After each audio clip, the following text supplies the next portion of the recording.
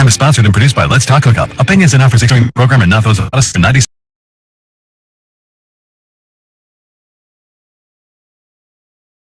And now it's time for Southern California's sports fishing voice. Let's Talk Hookup. For the next 2 hours, join Pete Gray, Rock Cod Rick Mexa, Corey Sandin, and this week's special expert guest for fish information, new techniques to catch more fish, and the most current scoop on what's happening. Let's Talk Hookup, sponsored in part by Royal Polaris, the world's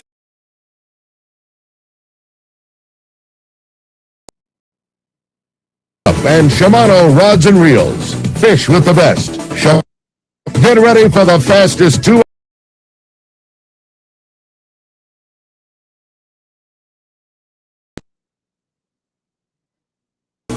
Good morning, and welcome.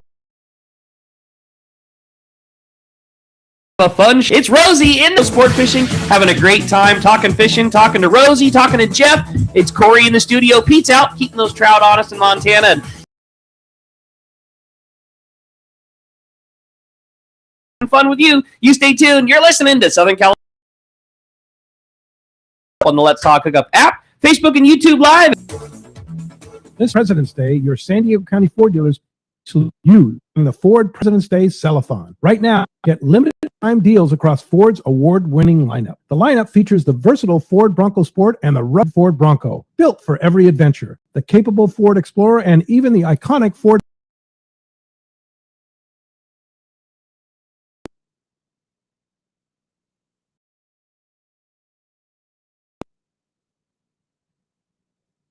Ford dealers today.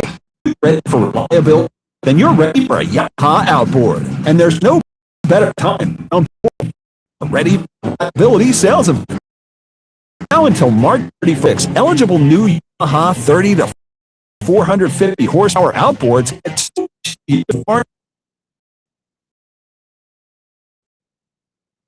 2.5 to 25 horsepower outboards come with up to $200 dealer credit. Get ready to enjoy Yamaha reliability with a new outboard today.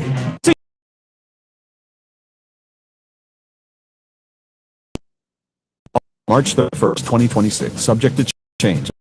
Other restrictions and conditions apply. Select models exclude 24-month Yamaha extended 60-month factory residence. Yamaha limited warranty. See authorized participating Yamaha outboard dealers. Not used and their Yamaha outboard.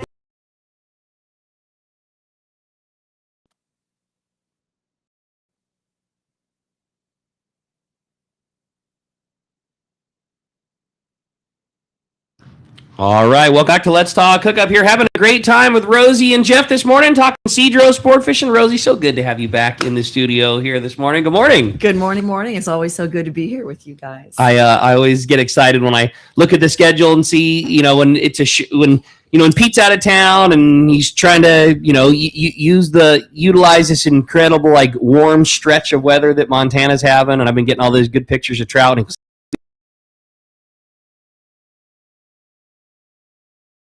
And Rosie and Jeff. It's like, all right, well, that all, all we get to do is turn the microphones off, say the word Cedros Sportfishing and Calico Bass, and I'll just sit back and Corey and Rosie can talk about the greatest place in the world to get to go fishing, and then 2 hours later I'll turn the microphones back off. There you go. We'll have ourselves a show. Ain't it great? Pardon me. Pretty darn easy to talk about one of the most amazing things that we're fortunate to do, thanks to you and the team at Cedros.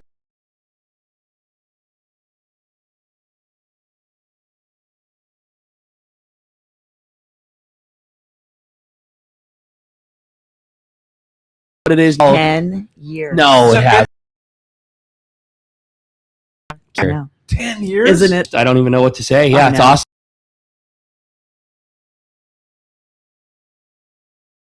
I feel like a broken record. We keep saying there, how can it get better? And you guys always seem to just, Rosie's like, I can't imagine, Jeff. I cannot imagine what it's got to be like to try to corral Miss Flowers because it's perfect. I mean, Cedros Sportfishing is just perfect, and it's perfect for every person except Rosie. We can make it better. We can make it better. We can do this, and I know you have been up to some things this year, and I can't wait. Yeah. I can't wait to have 2 hours to get to talk to you. So, anyways, I know I can speak on behalf of myself and Corey. We're sure excited to have you in the studio this morning. Thank you. I appreciate it.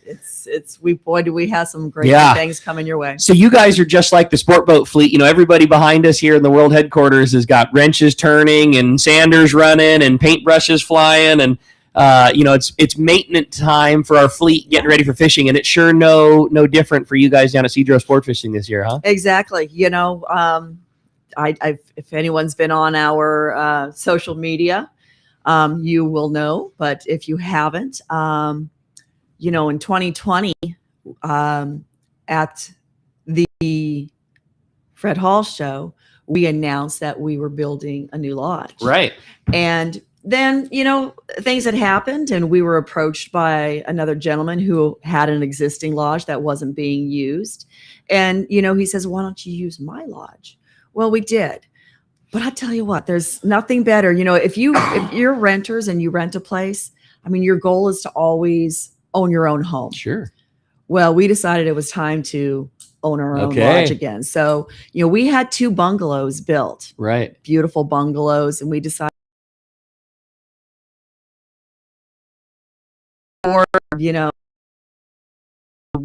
walls are going up. We have a brand new lodge season. No way. So official. It's official. Awesome. And how far will that be on the existing lodge number 1? Right next to it. You're kidding me. Right. So lodge number 2, It's time to take. I don't know, a 3-minute walk? No, it was a little longer than that. It was Yeah. a little longer than that. It was at the top of the hill. Yeah. But, there were just things that you guys would never know about. Yeah. That just things like, we want to tweak that, or we want to tweak that, or, we want the screen doors to be the proper screen doors, closed properly. But it wasn't our lodge to do that. So, it's time to take care of ourselves. The new bungalows are gorgeous. If you saw them, on our social media, they're great. 2 more bungalows going right next to that. The house and the kitchen with a beautiful lanai veranda in the back. And don't have to go up the hill. The hill can be a little bumpy going up to the top. A couple little ruts and stuff. Not anymore. We're not going to going all the way to the top. Yeah, it used to be once you pass the driveway of 1, it was put your hands up like you're on a coaster ride.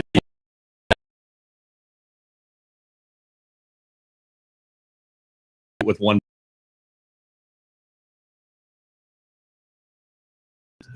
With what they're doing. But what Rosie's, it's got her thumbprint on it. Obviously, with the team that she's working with, is bringing a whole new look. That's cool.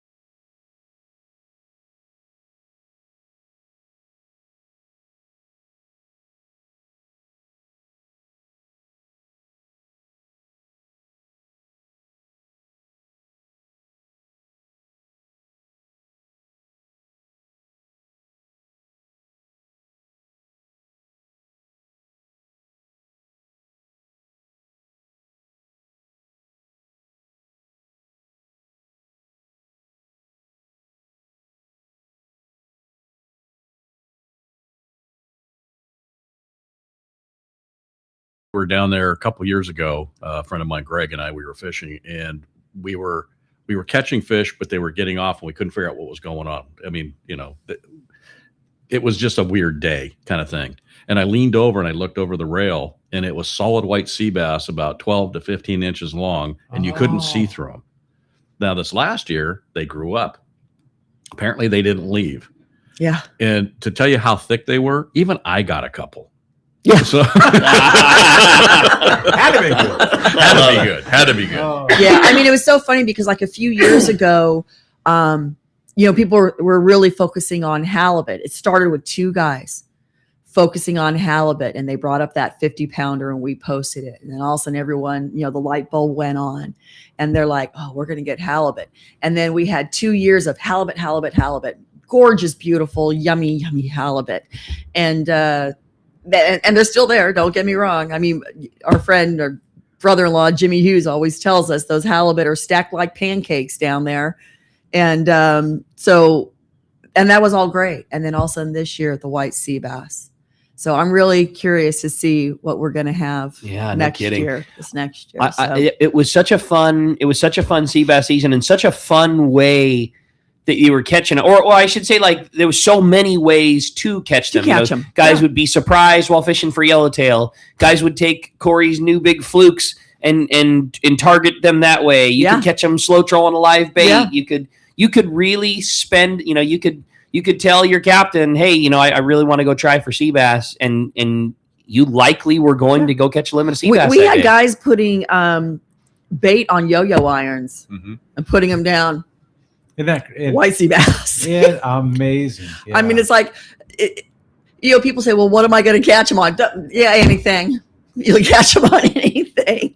There was just no rhyme or reason to it. They all just wanted to come over the rail. And I think it boasts the health of the island. Like there's so much sardine and bait fish around that island. It just amazes me. And it has a little bit to do with, being in that biosphere closure and the bait boats not being able to come in and scoop up all the bait. So where there's bait, there's fish. It's protected as far as, I mean, there is a commercial fishery. Like they can hand line or rod and reel yellowtail or whatever, but they can't bring in the big boat and mop it up. Exactly. Yeah. Exactly. Yeah, it's been fun to watch the progression of the kelp coming back, the way the current comes down, hits the north end of the island, swirls at the bottom, and the bait life down there. And for those who've been down there and seen it, it's not acres of bait, it's miles of bait. It is.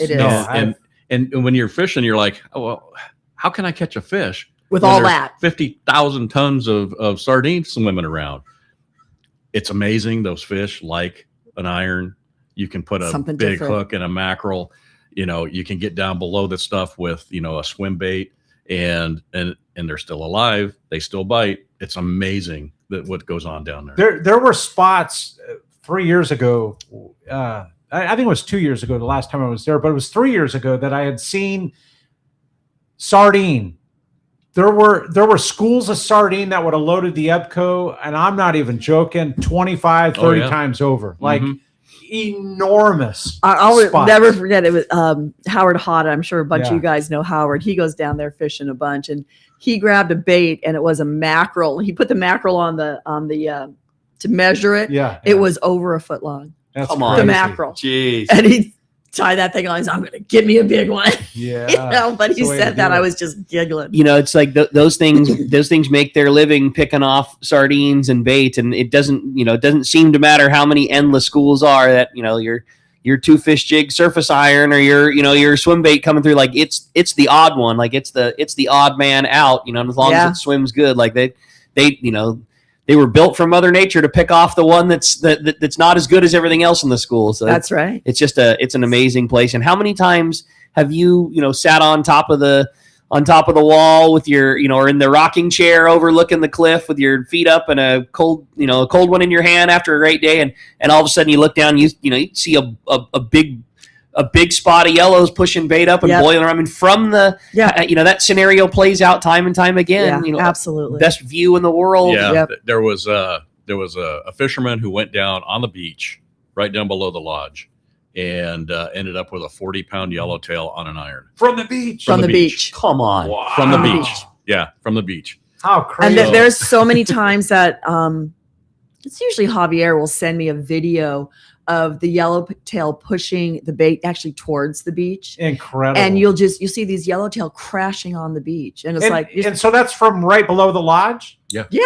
Right there. Yeah. Incredible. So Rosie, I mean, we've been fortunate enough to come with you several times. I know so many of our listeners had, but there's a lot of people who still haven't had the opportunity. We hear it all the time. It's my bucket list. Give us a rundown. What's a trip like? How does things start? How does a Cedros Sportfishing trip work for somebody who hasn't been lucky enough to go yet, and it's on their mind of wanting to go? Well, the first thing I would say is just relax and let me do all the work. Yeah. And Which is that's the honest truth. That's the truth, man. Yeah, it's so true, Corey. streamlined. Yeah, Yes. this week I have signed up probably about a dozen brand new anglers, and they're like, "Well, what do I do about parking? What do I do about the CBX thing? What do I do? What do I do? I don't know. You know, do I meet you in the Tijuana airport?" It's like, no. You know, you meet me on the U.S. side at the Cross Border Express. I have all of your paperwork done. You basically show up with a few fishing rods and some tackle and a backpack full of, you know, clothes. And I take care of the rest. You know, meet you at the CBX. We have a concierge service that once I got you guys all gathered and go through your paperwork, we send you across, you know, 390-foot sky bridge. Hugo and Michelle pick you up on the other side, guide you through customs and immigration right to the airplane. You know, hour and 45 minutes south. We got those 2 brand new Cessna Grand Caravans that are just a little bit faster than the old ones. So we get you down there even quicker. Takes care of all the ground transportation. Once you guys land, our crew will, you know, grab everything, put it in the back of our trucks, get you in air-conditioned van, about 15 minutes to the to one of the 2 lodges, you know, 20 minutes if you stop for beer on the way. And you know, we take care of everything from, you know, your pongas, your meals, your Gatorade, sodas, soft drinks, waters, you know, whatever it may be. And then, you know, a typical day fishing is, you know, you probably get up around 5:15, have some coffee, eat your meal. We really like to get you down to the harbor right around 6 a.m., get you on out there. You know, most people normally go for some yellowtail in the morning. And then once they have their limit of that, hopefully not by 6:30. Yeah. But it can be done too fast. I mean, it literally Yes, can. Like absolutely. there are times when it's just like, okay, well, Now what? it's not 7 yet. You know, like most days at most fishing places, especially in Mexico, haven't even started yet. And Yes. we have 15 yellowtail on the boat Yeah. already, and And I'm you know- already tired. Like, And I tell guys, I say, look, you know, in the morning, if it's not a 20+ pounder, 25 pounder, you know, let it go. Or think Catch it. about it anyway. Yeah, think about letting it go. You know, it's like you got the rest of the day to get that 25 to 40 pounder.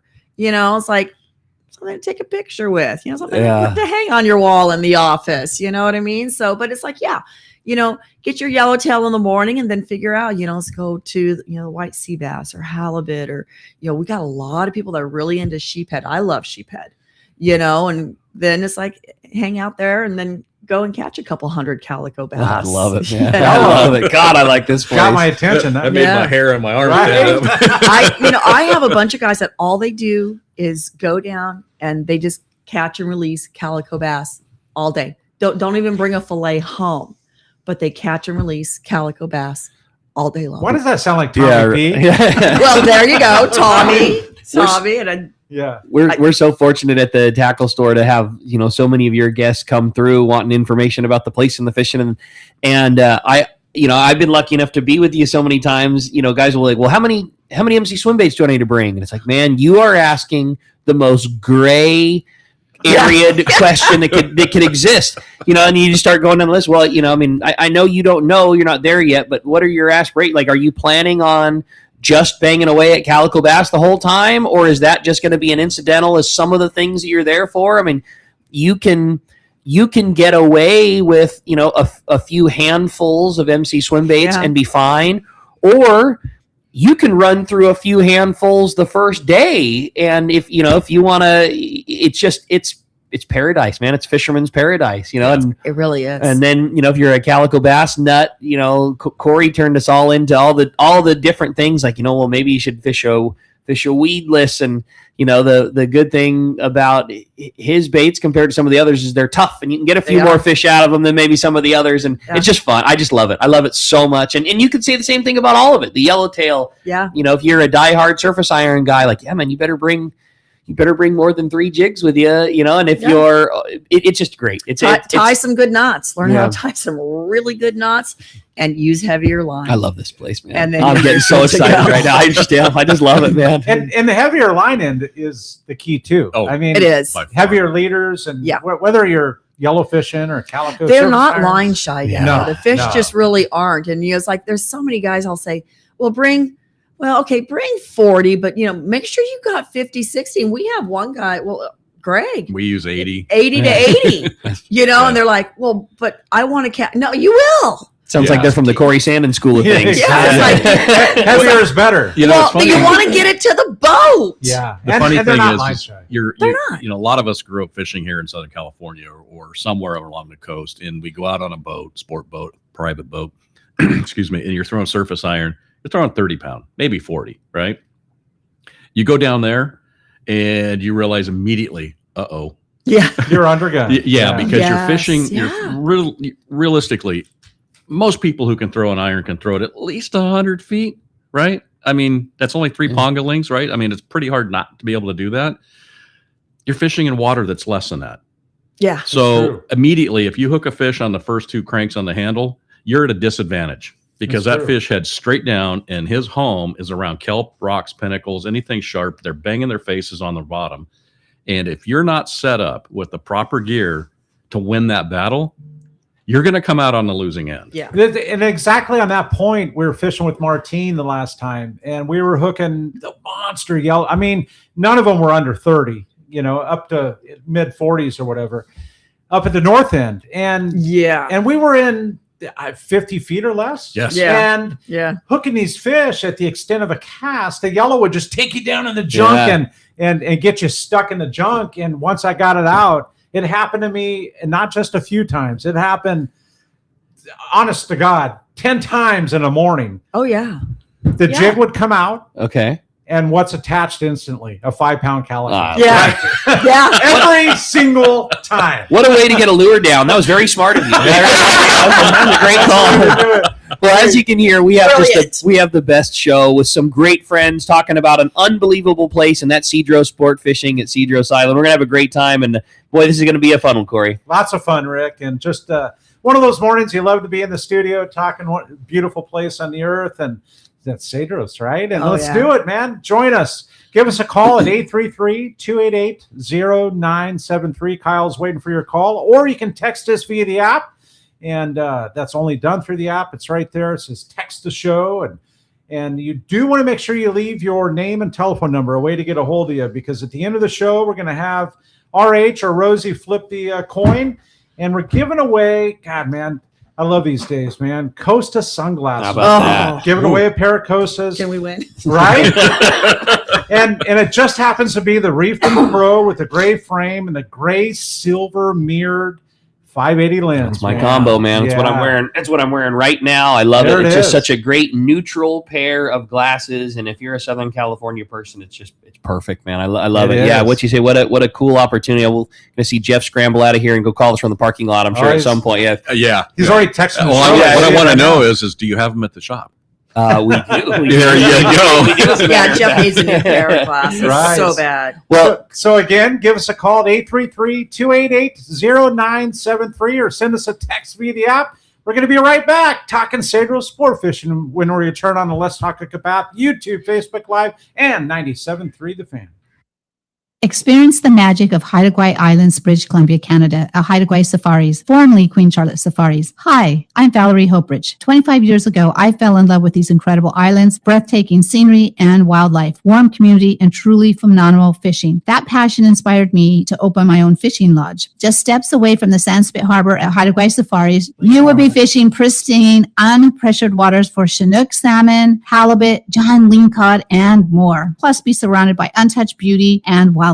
All of us at Haida Gwaii Safaris have exciting news. We now have our own charter flight to and from Sandspit out of Vancouver, making your trip easier than ever. We pride ourselves on creating unforgettable adventures that turn the first-time guests into longtime friends. You will come for the fishing and you'll come back for the memories. We are booking now. Please call 1-877-815-2892 or visit us at qcsafaris.com. Follow us on Facebook and Instagram. Haida Gwaii Safaris, where unforgettable memories are made one catch at a time. time. When you're offshore fishing, the right gear makes all the difference, and that includes Fujinon stabilized binoculars from Baker Marine. Come see Baker Marine at the PCS show in Costa Mesa and Del Mar to explore the full Fujinon binocular lineup and take advantage of the fantastic show specials, only from Baker Marine. Need the best? Fujinon Stabiscope is the professional's choice. Looking for top-tier stabilization at a great price? The Fujinon Techno Stabby TSX 1440 delivers rock-steady vision even through rough waters, perfect for serious anglers. Baker Marine is the largest Fujinon retailer on the West Coast and services all brands of binoculars. They also have super lightweight stabilized binoculars for hunting and other outdoor activities. Visit Baker Marine at PCS Costa Mesa and Del Mar shows and take advantage of the exclusive show specials, or stop by their store on Shelter Island in San Diego. Learn more at bakermarine.com.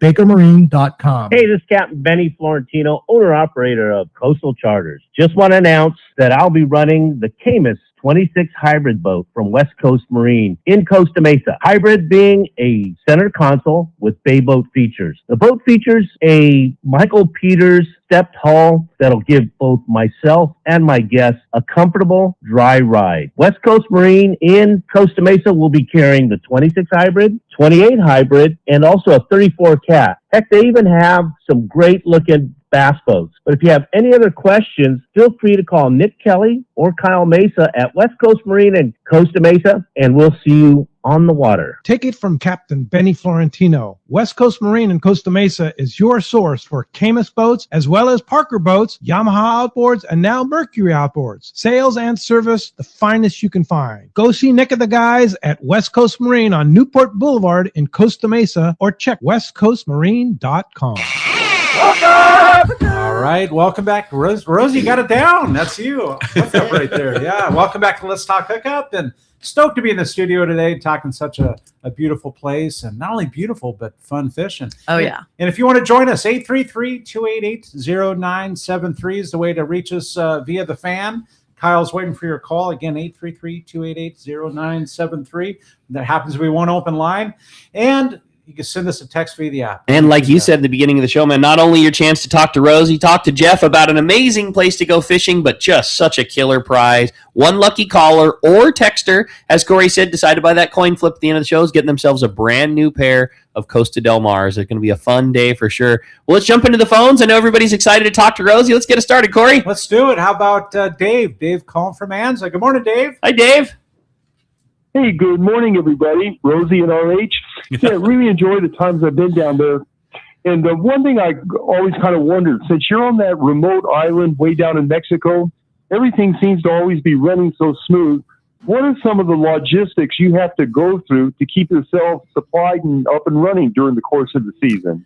Well, I tell you, one of the things an analogy of how I do this, and it's crazy, is, you know, when you see the duck going smoothly across the water, and underneath the water, you see him paddling like the Dickens. Well, that's us. And I tell you, it starts probably a good solid 6 weeks to 2 months before the season, getting all the waters, the Gatorades, the paper towel, the TP, all of that stuff, the sundries that need to go down from Ensenada, driven in a cargo, like a U-Haul type of thing, box truck, down to Guerrero Negro to get on one of the salt transport ships to get it across. And even things you guys don't realize is like our vans, they get shipped back across, they get serviced in Ensenada or somewhere down there. Sure. They go back down, have to be shipped back over. And that's all done on the salt mine, transport, really, on the barges. Yes, Okay. on the barges. So it's like all of that crazy stuff that has to be done that people don't even see. And, even like during the season, it's like, getting down, your steaks and, all the food stuffs. It's crazy. And I can't imagine, like, if you want to build something like you are, like a 2x4. Totally. You're on an island. A 2x4 here at Home Depot is like, what? I don't know, $6-8. I can't imagine what it is to. And it is so much more expensive. I mean, we poured a bunch of slabs.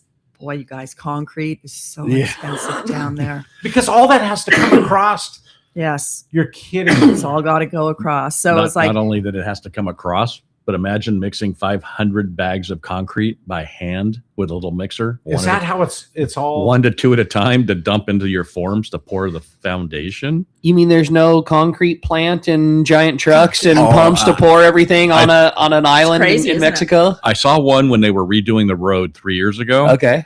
But I can probably guarantee that it went back on a barge for it to get back to the mainland. Yeah, no doubt. No. It's done by bags. Yeah, there's no prime delivery truck pulling up at the lodge because you forgot to not have enough of this. You gotta be on top of your logistics, and that's a big part of it. That's crazy. I'll tell you what's crazy is what a good job you guys do, because when you are there is no thought of not having that. You just don't know. I mean, it's run so smooth, and probably the things that we don't see, there probably are things that you don't have or want to fix, but we don't know about them. And you got such a good team put into place to figure out and do it. Like I've been down to the island. I've been blessed to be there and fish with you a lot of times. I can't think of a single scenario where we had anything that made you anything less than perfectly comfortable. Yeah. And you think about just the craziness of, we repaint every year. It's like, the decks and like just getting paint over there, paint brushes over there. There's just not a Home Depot that you can go to get all of that stuff. Or, plumbing breaks. We have to think about, okay, if plumbing breaks, we need to have this, and this in stock, ready to go. What happens, propane, we have to have extra propane. Propane's tough to get down there. If propane is on one ship, they're not going to put fuel on that ship. Oh, okay. So it's like, okay, you got to make fuel's sure. got to be such a priority. Like how many ships are going that don't have fuel on board? Right. Oh, I didn't even think about that. Sure. So it's like fuel on one ship, propane on a ship. So it's like this barge is going to take this. So now, the next trip we'll send the propane. So stuff like that. Does that happen all through the season, or is that the season? It does. Okay. All through the season. And, we always want to have that fire pit going, or we want to have some warm meals for you. Everything's done on propane down there. And at times, propane is a premium. Well, thank goodness for the salt factory or the salt mining transport facility. Right. Yeah. Because that really is what it drives helps keep us make alive. It possible. Yeah, now, if you have ever seen there's also a boat that comes from Ensenada that will bring, I don't want to say emergency supplies, but helps feed in some of the smaller stuff. And I tell you, I looked at that boat when it was packed and it's like, wow, just wow. It's not a passenger carrying vessel. It's a complete cargo. Yeah, and it's like that thing is full to the gills. They packed that thing like a Jenga game. Yes. Tetris champion. Yes, got exactly. that thing on it. Got it. I love it. Well, that's the ingenuity, man. That's great. They do what they got to do. Yeah, no doubt. And they make it happen every Yes. time. Well, Yes. Dave, appreciate the phone call very much. I'm sure a question that gets to you guys all the time, because I know I hear it, and it seems like it's always the same thing. When's the best time to go? When's the best time to come fishing down there?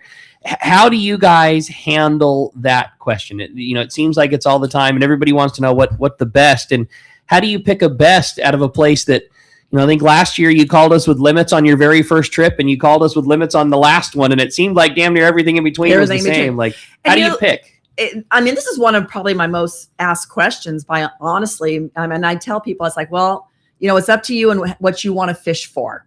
And it's up to you on what kind of weather are you looking for.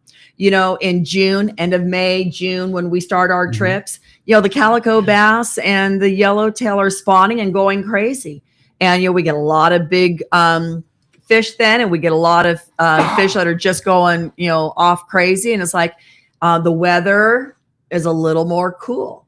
A lot of guys like that weather a little bit more cool. They would rather have a sweatshirt in the morning and then peel off. Mm-hmm. And so we talk about that. Then, come August, it starts getting warmer. Do you want the weather warmer? Because as far as the fish go, the fish are there year round. They really as are. far as the yellowtail, the halibut, the white sea bass, black sea bass, calico bass, broomtail grouper, sheephead. That's all, that's all there.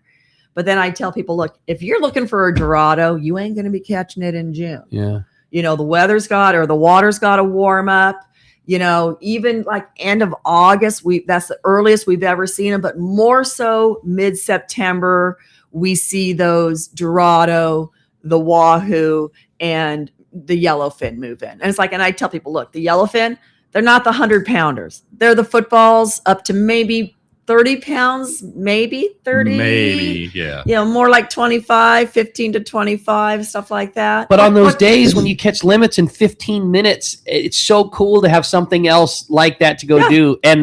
And there's just the difference of catching them in a ponga is such a different fun experience. You know, so many of are used to us going down and fishing on the Royal Polaris, and that's the greatest fishing experience there is. It's just so different when it's just you and your captain, your two buds, and small boat, and clickers are going off. Yeah. And you're throwing your Colt snipers afterwards. Yes. It's a whole different ball game in a boat like that. And in a ponga, you're able to get like in there, like, you know, you saw Tommy P in those boiler rocks.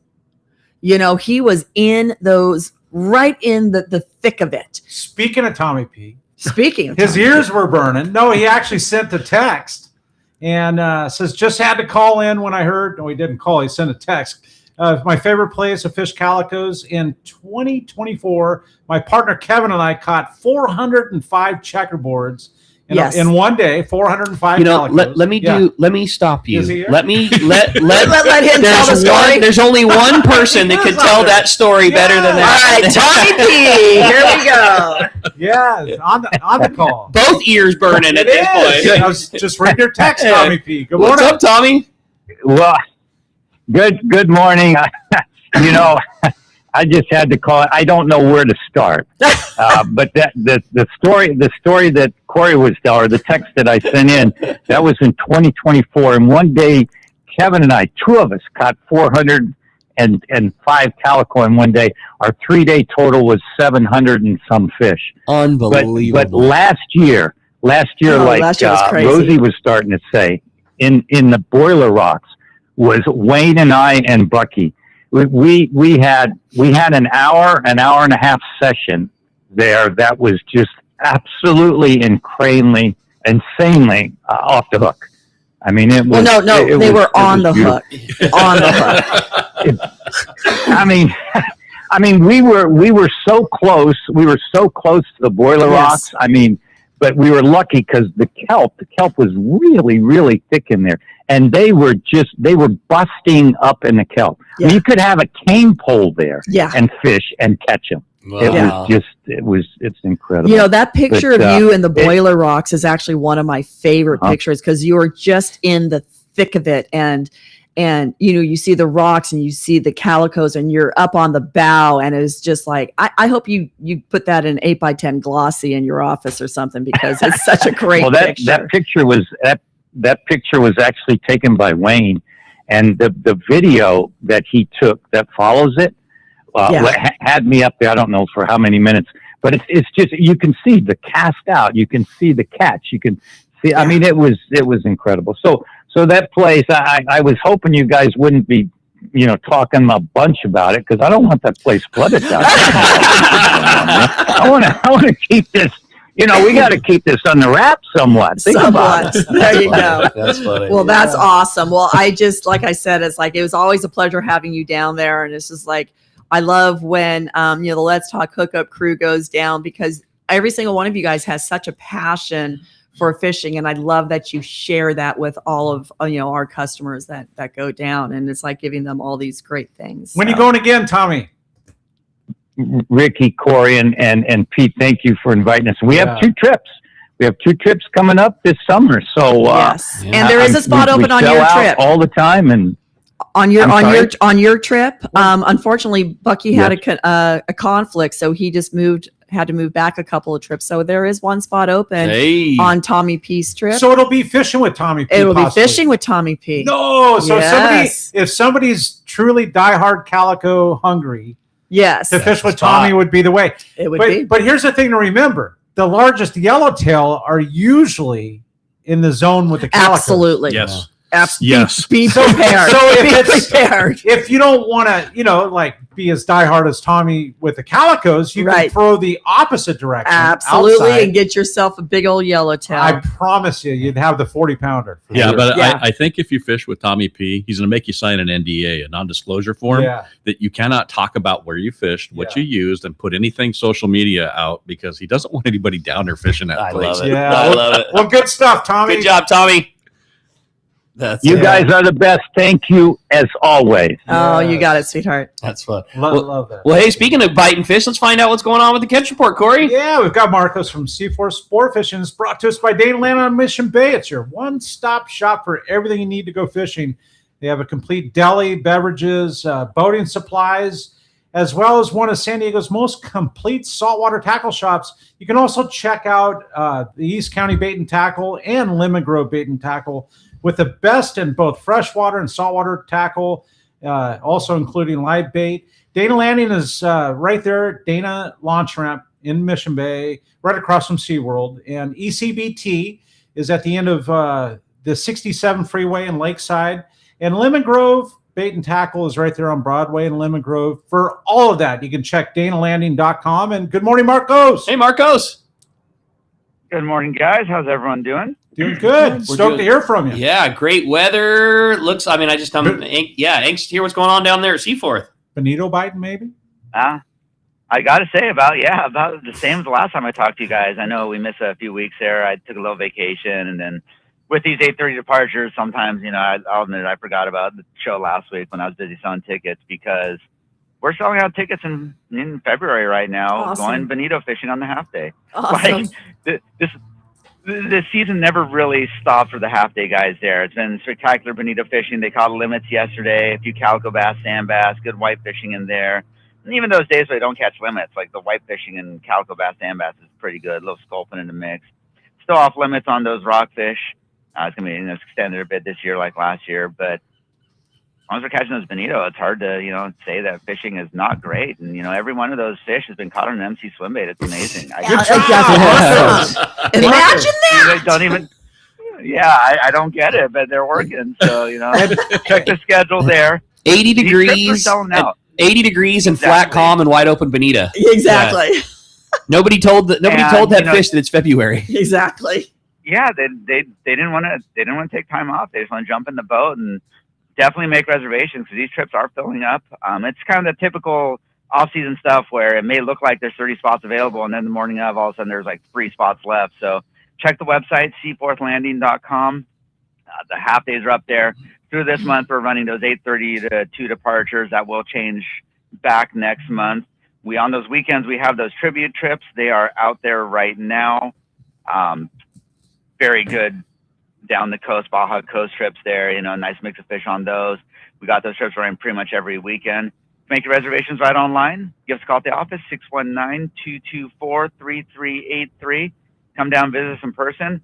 I don't think you're going to get a chance to put away your gear this year, so definitely come down, get it tuned up, get your gear, and get out there fishing. Well said, man. Perfect. I love it. What a great time. What a fun... You can't call it an off season when it's wide open, but I don't know what to call it. Extended season. It's pretty cool, Marcos. This is fun. And bonus time. And the rest like I said, these reports are a little short, but at least they're consistent and they're good. Yeah, no doubt. I was going to say, with the rest of the country freezing, like literally below freezing. Yes. And here we are, 80-degree weather, just having a great time. And where would you rather be? Straight up. Love it. Great job, Marcos. Appreciate talking to you guys, and we'll talk to you next weekend. Appreciate it very much, buddy. We'll look forward to talking next week. Good times at Seaforth, man. I love it, and still, more weather, more good weather on the horizon. Sounds like we need to get it in. I would get it in this whole next week. Looks like maybe next weekend we got some adverse weather coming, but another several days of this beautiful weather coming our way. So let's take advantage and go fishing. Adverse, we get a shot of rain. Bring it on. Yeah, a little bit. All right. Hey, we're going to be right back. You're listening to Cedros Sportfishing with Rosie and RH. When we return, we've got catch reports, your calls, text, and more when we return. Got it. Exactly. On the Let's Talk Hookup app, YouTube, Facebook Live, and 97.3 The Fan. One rod has set the standard for serious saltwater anglers worldwide, and that's CalStar. From the rugged dependability of the West Coast Series, the lightweight strength of the Graphiter, or the performance of the GG Series, all CalStar rods are handmade right here in Southern California of the finest materials and craftsmanship. Check out the new CalStar models now available, as well as upgrades to the classic rods that you know and love. If you want your tackle to be state-of-the-art tools to get the job done right, it's CalStar at Fine Tackle Dealers. Get ready for the most exciting sports show of the year, the Pacific Coast Sport Fishing Tackle, Boat, and Travel Show, presented by Geico. Now 2 great dates and locations. First, the giant 16th Annual Pacific Coast Sport Fishing Show, March 5th through the 8th at the OC Fair and Event Center in Costa Mesa. Then, the first annual Pacific Coast Sport Fishing Show, San Diego, March 19th to the 22nd at the Del Mar Fairgrounds. Check out hundreds of sport fishing exhibitors, manufacturers, tackle dealers, fishing boats, and fishing resorts, taking up the huge fairgrounds at both locations, plus fantastic seminars and free kids trout pond. Seminars featuring some of the top names in the industry, from catching giant bluefin, swordfish, calico bass, freshwater bass, trout, and more. Take advantage of incredible show specials from major tackle retailers and boat dealers. Talk to the top fishing travel destinations. Thursday, March 5th to Sunday, March 8th at the Orange County Fairgrounds in Costa Mesa, and in San Diego, March 19th to the 22nd at the Del Mar Fairgrounds. Presented by Geico. Check sportfishingfestival.com. Have you been looking for a live bait hook that keeps live bait alive? Look no further than Japan's leading fish hook, Gamakatsu. It's the little things that make the difference, and Gamakatsu hooks drive the point home with an absolute perfect bend and ideal barbs. Your bait swims harder and longer, and when you get bit, Gamakatsu hooks bite back with a vengeance. All hooks are not the same. Go with Gamakatsu for infinite success. Gamakatsu, simply the best. Check gamakatsu.com. Turner's Outdoorsman, Southern California's #1 shooting, hunting, and fishing tackle retailer since 1971, is right in your neighborhood. Now with stores throughout Southern, Central, and Northern California. No one does it better. Turner's Outdoorsman brings you the best prices and selection, plus a knowledgeable staff that will help make your day on the water or in the field more fun. Stop by your neighborhood Turner's Outdoorsman. To find a location nearest you, check the web at turners.com and sign up for special deals and more. Welcome back to Let's Talk Hookup, and stoked to be in the studio, just talking a fun place. And I'd like to give a shout out to a buddy, if I can, Eugene Roberts. So he was on the Me Bella, part of the anglers, what was the War Heroes on Water thing? But he's laid up in the hospital, leukemia. Oh, man. He's been in there for 20 some days, and he's got 30 some more days to go. Okay. And he's listening to the show. So Right on. Just Right a on, shout out to Eugene. Eugene. Prayers, buddy. He actually helped me out at the Godspeed. shows too. So if you saw, like, Yeah. you can remember the glasses. Yeah. Of 2 guys that look like brothers. Yeah. Yeah. So Eugene is Oh, one of man. those boys, and helped Come me out on, at the show Eugene, for we got ya. 20 years. I love it. Eugene, Yeah. we'll feel better, bud. Write it out. You know, you're going to. Exactly. Yeah, all good. You got this. Yeah. Yeah, Exactly. he does. And listen to the show. Good morning. I love Right. it. Well, we got more calico bass to go catch. Dude, Eugene. we're talking yellowtail, and nothing more to do Godspeed. than talk good time. Yeah, Got that's it. Well, speaking of catching calico bass and talking about it, let's jump back into those phones. I know they're jam-packed. Everybody wants to talk to Rosie while we still got our time with the fan. And who else would it be other than Reggie? Reggie from Camarillo. Good morning, Reggie. What's up, Reggie? Yo, good morning, guys. Good morning, Ricky. I got a bone to pick with you, man. Yeah, I mean, Trouble. I like know the first time I heard Rosie on the show, I was all intimidated to do a charter down there. And I hear all this stuff about, she does this, she does that. And you know what? You're right, my man. And 13 trips later, maybe 14 trips, man, I can't even describe how awesome Rosie is. And Oh, so I think sweet. one of the things I want to talk about is just the personal care they give you.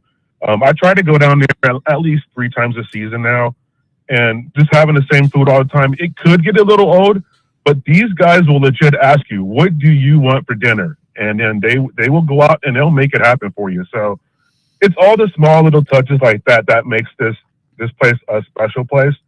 Not to mention, let's talk about the competition that's down there right now. I know it's not a popular topic, but one thing that a lot of people don't talk about is Rosie and them. They have the best charter captains. Totally. The Yeah, guys we that are do. running those pongas are the best guys on the island. And I'm sorry to be running on here. This caffeine's kicking in right now. I'm about to work this garage sale here at Seeker. But man, I just want to say, how much I love Rosie, the whole operation down there. And I look forward to get down there 3 more times this season. And it's good to talk about the competition, Reggie, because I've heard the nightmares. And everything, as you mentioned, everything that Rosie does with Cedros Sportfishing is included. Like, the only thing not is if you want alcohol, right? Which they will take you down to the local liquor store. You can buy your right. Get your bottle of rum, rum and cokes after fishing, whatever. Yeah. But other than that, everything is included. Your fishing license, your fish processing, everything. Yeah, right. I mean, on a commercial grade vacuum sealer, legit. Yes. Plus, that's a good thing to bring up is like your permits as far as like your not only your Mexican fishing license, but we take care of your cross-border express pass. We take care of your visas. We take care of all of that. With any of the other lodges, they do not have that. Okay, they might be going through the cross-border express, but who's guiding you? What if you get held up in customs or immigration? Oh, guess what? Now you have to go outside of the airport to try to find the truck to where the truck is going to take you over. Stop, Rosie, you're killing me. Exactly. You're making it a nightmare, and it truly could be. And you brought it up, and it's a great point. And this happened a couple of years ago. A gentleman was going down to go fishing, and he was fishing with the competition, and he couldn't figure out how to get through the airport, and the plane left without him. There was nobody there to help him. Luckily, we had an open seat. Well, and the guys at the CBX, they know me. Yeah, Everybody right. down, Brianna and Eric, these guys all know me. So they saw the guy standing there. Did he have like one fishing rod and and he had his little straw hat on? And It's obvious where he was going. Well, know, I told him, I said, just stay near me. Yeah. Well, and so we got through the airport. We went in and we had a little breakfast with margaritas and fish tacos, shrimp tacos. Hello. And he flew down there with us. And his first thing when he got off the plane was like, yeah, you know what? I know who I'm booking with next time. Totally. Yeah, I mean, like I said, the guys at the CBX, it's like, I am there 3 times a week. I work with those people. Yeah. I consider them co-workers. And when this guy was standing there, Eric said, oh, are you going to Cedros? And he's like, yeah. And he's like, oh, Rosie's outside in the alcove area. It from my heart, I can say that everything is so streamlined and beautiful. And I've heard the things too about food served at other, or the lack of food because things are so expensive to get on the island. And like Reggie mentioned, and other people will mention that have been there, the food is outstanding. So good. Yeah. It's nothing shy of it. You know what my favorite is? Is it the pozole? That too. Is it the chili rellenos? Oh, that too. I love the chili It's rellenos. when we come back, the the appetizers with the yellowtail sashimi. Yes. It's almost on the verge of like a carpaccio style. Like so good, isn't it? Amazing. I'm torn between welcome dinner, that killer carne Carne asada, unbelievable, best you're gonna have dinner, like the welcome in, or I'm a cross between pozole or a bondigas. Like that those would be my soup. I always say, like, it's the only place I ever go where like the soup is your favorite thing from there. It's so Rosie, it's so good. It is It's so good. fun. And I don't know if you guys know this or not, but last year we added lobster to that steak dinner. What? Come on. So Eric, Of course you did. Of course you did. Of course we did. We have to. That's So crazy. from May to end of October with your steak, it was steak and lobster on your final You're night. killing it. And guess what? Of course we're doing it again. It was a hit. Everyone Yeah, came it's back so and said, fun. oh my gosh, the lobster was fabulous. Thank you so much. Let's just continue to do that. Everyone loved it. Yeah, where So do you guys we get the did. lobsters from? Geez, I Yeah, wonder. The ocean. Yeah, exactly. Yeah. And About 100 yards from where they're cooked at. Yeah, and How what's cool. so nice about that is that's the one thing. Obviously, we don't have to get from the mainland. Yeah, totally. It is there, and we purchase it in advance. We From have the co-op. from the co-op. Yeah, that's so cool. So yeah, the lobster and abalone co-op, we have a standing order, and they know that every few trips coming in that we need the lobsters. That's And awesome. we have Love someone it. that just goes down there and picks them up, so they're the freshest of the fresh. That's cool. Yeah. Well, Reggie, sure appreciate the phone Thanks, call, buddy, and Reg. everything. Have fun, and look forward to seeing you at And- PCS show. Reggie does do three charters, and I always encourage people that haven't been down there before that if they want to hop on one of Reggie's, if there's a spot, he is such a great charter master and a great group to go with, because if a single guy wants to go, Yeah. they are so welcoming, accommodating, and they put you in with their fold, and they can put you in with someone that's got the same fishing style that you have. I want to bring this text up because it follows right in line. It says, "Good morning, guys. This is a great show. Kenny from El Cajon. I retired last August. My wife and I asked My wife asked me what I would like to do to celebrate and mark this event. A trip to Cedros sounds like exactly what I need. Yeah. Yes, it is. I love yellowtail and calico bass fishing. I have all the equipment you recommend, but I don't have any buddies to go with. How have guys done this in the past? Coming solo. Okay, so Kenny, right now I'm going to say I don't know if you heard this earlier. Just call Rosie. There's one spot on the Let's Talk Hookup end of June, beginning of July trip. You can fish with Tommy P, or we mix things up. But I tell you what, we have plenty trips that you could go on where the single guys or charters, there's like just a bunch of singles that we just take care of it all. Figure out your fishing style. There's nobody better. Trust me. There's nobody better than Rosie at pairing people and putting people together and knowing personalities and fishing styles. Yeah. And I ask a lot of questions. Yeah. I ask a lot of questions. I take good notes. I mean, if I had my computer here and you can see the notes that I have on each person and what they like or what they don't like. Sure. I like Reggie called and he says the food is great. Well, I can tell you that Joey that fishes with Reggie, I know what his favorite dessert is, and we'll make sure he has it when it's on his trip. Man, you guys are the best. It's the reason why you're the number one in the spot. There you go. No doubt about it. I think Kenny ought to call you for sure. Kenny, call me. Hey, we're going to be right back. You're listening to Cedros Sportfishing. When we return, we'll be on the Let's Talk Hookup app, YouTube, Facebook Live, and thank you, Kyle. We'll be right back on that Let's Talk Hookup app.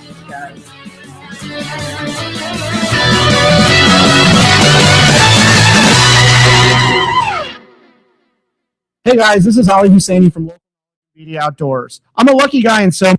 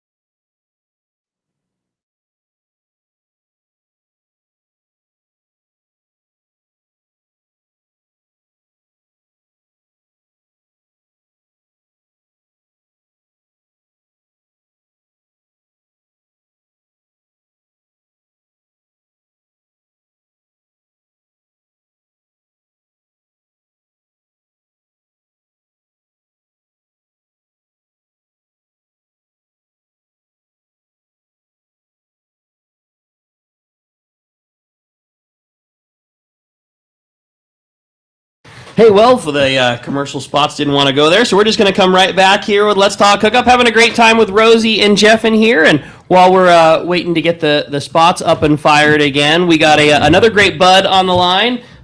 Scott Sherman actually just popped off the other line, so we'll have him come back up in here. But it does bring up a great thing, and one of the things that we were talking about was spots from singles, and Rosie, the one thing I wanted to comment about that on a single spot is you've been doing it for 10 years now and know exactly what it takes to have what it takes to make that person's group work, and we just hear about it all the time. So whether it be a particular charter where these guys are real easygoing, or hey, these guys really like to focus on calico bass, like you can hold Kenny's hand and just weave through the process of what's the right. Absolutely. So Kenny, please call me 619-772-7570. Maybe later today, tomorrow. Well, tomorrow you're probably watching Super Bowl, right? But give me a buzz, because like Ricky said, it's like we guide you through figuring out what your needs are, and then we match them up, pair them up with whatever group or charter that we can put you on.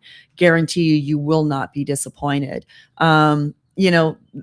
The fishing style, there's enough people on the trip that you're going to match up with someone else's fishing style. And it's like my husband, and many moons ago, he went on a father-son trip and found another father-son that they had the same fishing style. And to this day, Randy's one of our best friends. So they still fish together. They go everywhere together. We go camping together. 15 years later, we're best friends. And you met on a boat. Incredible. Same, yeah. But so you've got I would assume like-minded people. Right, exactly. I would assume you've got a spot here and there through. Yeah, we got a lot of openings this year, and can totally get you dialed in. Anybody, I mean, still from the trip number 1, Island Fishing Tackle has got a few spots open, all the way to I think Reggie's trip is the last trip of the season. He's got a couple of spots open, and we can dial you in anywhere in the season. So a question came up, when to go and when to book, and it's on my bucket list. And there's a multitude of text. Yes. Exactly that, the right time of the year. So I'm going to give you a tip out there. If you're thinking of going and you wait until after the PCS show, you may not get a spot. Yeah. Or the spot you get exactly may not be the month you want. Yeah. Right. So my recommendation is talk with your significant other. You know how to fish. Sell your significant other on how great this is going to be for everybody, and get Rosie on the phone. Get her your deposit. Get it on the books, and I guarantee you, it will be a trip you will never forget. And if your significant other, your wife happens to be, if she happens to be, kind of, sort of, maybe wants to try fishing, maybe doesn't, she could go out for a day. You could fish within 15 minutes of the harbor. I've got a story for you now. Yes, we're ready. We had a gal that she was just going with her husband. She was not going to get on a panga. She brought her books. She brought her magazines. I think Floor found someone that could do her nails for her, brought in a masseuse. But I told the gal, I said, please, try it. Just one day. Yeah. I said, just go out for a few hours and then they'll bring you back in. And she's like, oh, no. I said, please just try it. Well, I think the second day, she decided that she was going to go out. To tip her toes into the water. First fish. Yes. First yellowtail, bigger than my best. That's incredible. She caught a 34-pound yellowtail. Wow. And she's holding it, and you see the tears are coming down her face and the smile that big. And she's hooked. She's hooked. She went out the next morning again. And that's the thing. I mean, there isn't the most beautiful part of the whole island is there's not much to do on the island. It's right? the greatest thing. Yeah, yes. It is. So it's not the place to go. You're not going to go shopping. You're not going to go to the marketplace and do any shopping. But to sit down, read a book, and enjoy if you wanted to stay on the island for the day, you could walk down to the harbor. You could there's a handful of things you could do, but it's not. Yeah. You're going to go fish. Yeah. We set up. A lot of people are curious about the Lobster and Abalone Co-op, and we will set up tours there. Really? Yeah. The only thing is you have to have closed-toe shoes and you have to have long pants.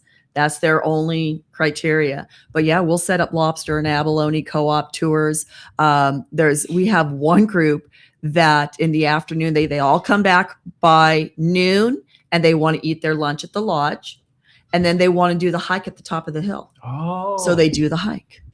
And I mean, that hike goes out a ways on the top of the hill. And it's interesting. Beautiful. And you know what cracks me up is the like the Bill Varney, I'm Oh, going to go fish. I'm going to walk down the steps. Yes, I'm going to fish. And there's people that think that way, right? I'm one of them, but I have yet. I come in from a full day of fishing. I just want to relax and enjoy the have a conversation. margarita, a beer, right? Yeah. Enjoy the yellowtail sashimi platter. Yes. And I have yet to walk down those steps and fish, even though it's in my heart and I want to do it every time. Yeah. But you keep on saying, I'm going to do it. I'm going to do it. And it's like, okay, well, maybe has yet next to time. happen. Yeah. Have you seen Bill Varney's calendar this year? It's wait till you get to his picture at Cedros. What month is that? I don't know. Oh, What's your calendar? It's right there. We'll have to check it out. It's hanging on the wall. It's hanging on the wall. Check it out. Thank you, Bill. Yeah. Well, as you can hear, we got a great show going on. So much fun information. In this second half, it's all about you and it's all about the text. So if you've got a question, text it into the show. Again, just like Corey said, only available through the Let's Talk Hookup app. And let's jump right into those texts. First one was, I have a question for Rosie. What is one fishing technique that somebody should have polished before their trip to Cedros? I hear you talking about surface iron, yellowtail, and calico bass. From a relatively new angler, is there something that I should be working on before my first big trip? No. Just get it in the water. No, yeah, and that's basically it. It's like I have a bunch of new anglers, and they're like, "Well, I don't have the right tackle." Sure, you do. You got something that you can put a line and a hook on. You're good to go. And seriously, they are. I mean, okay, I can't cast. I can only cast, 50 feet. Great.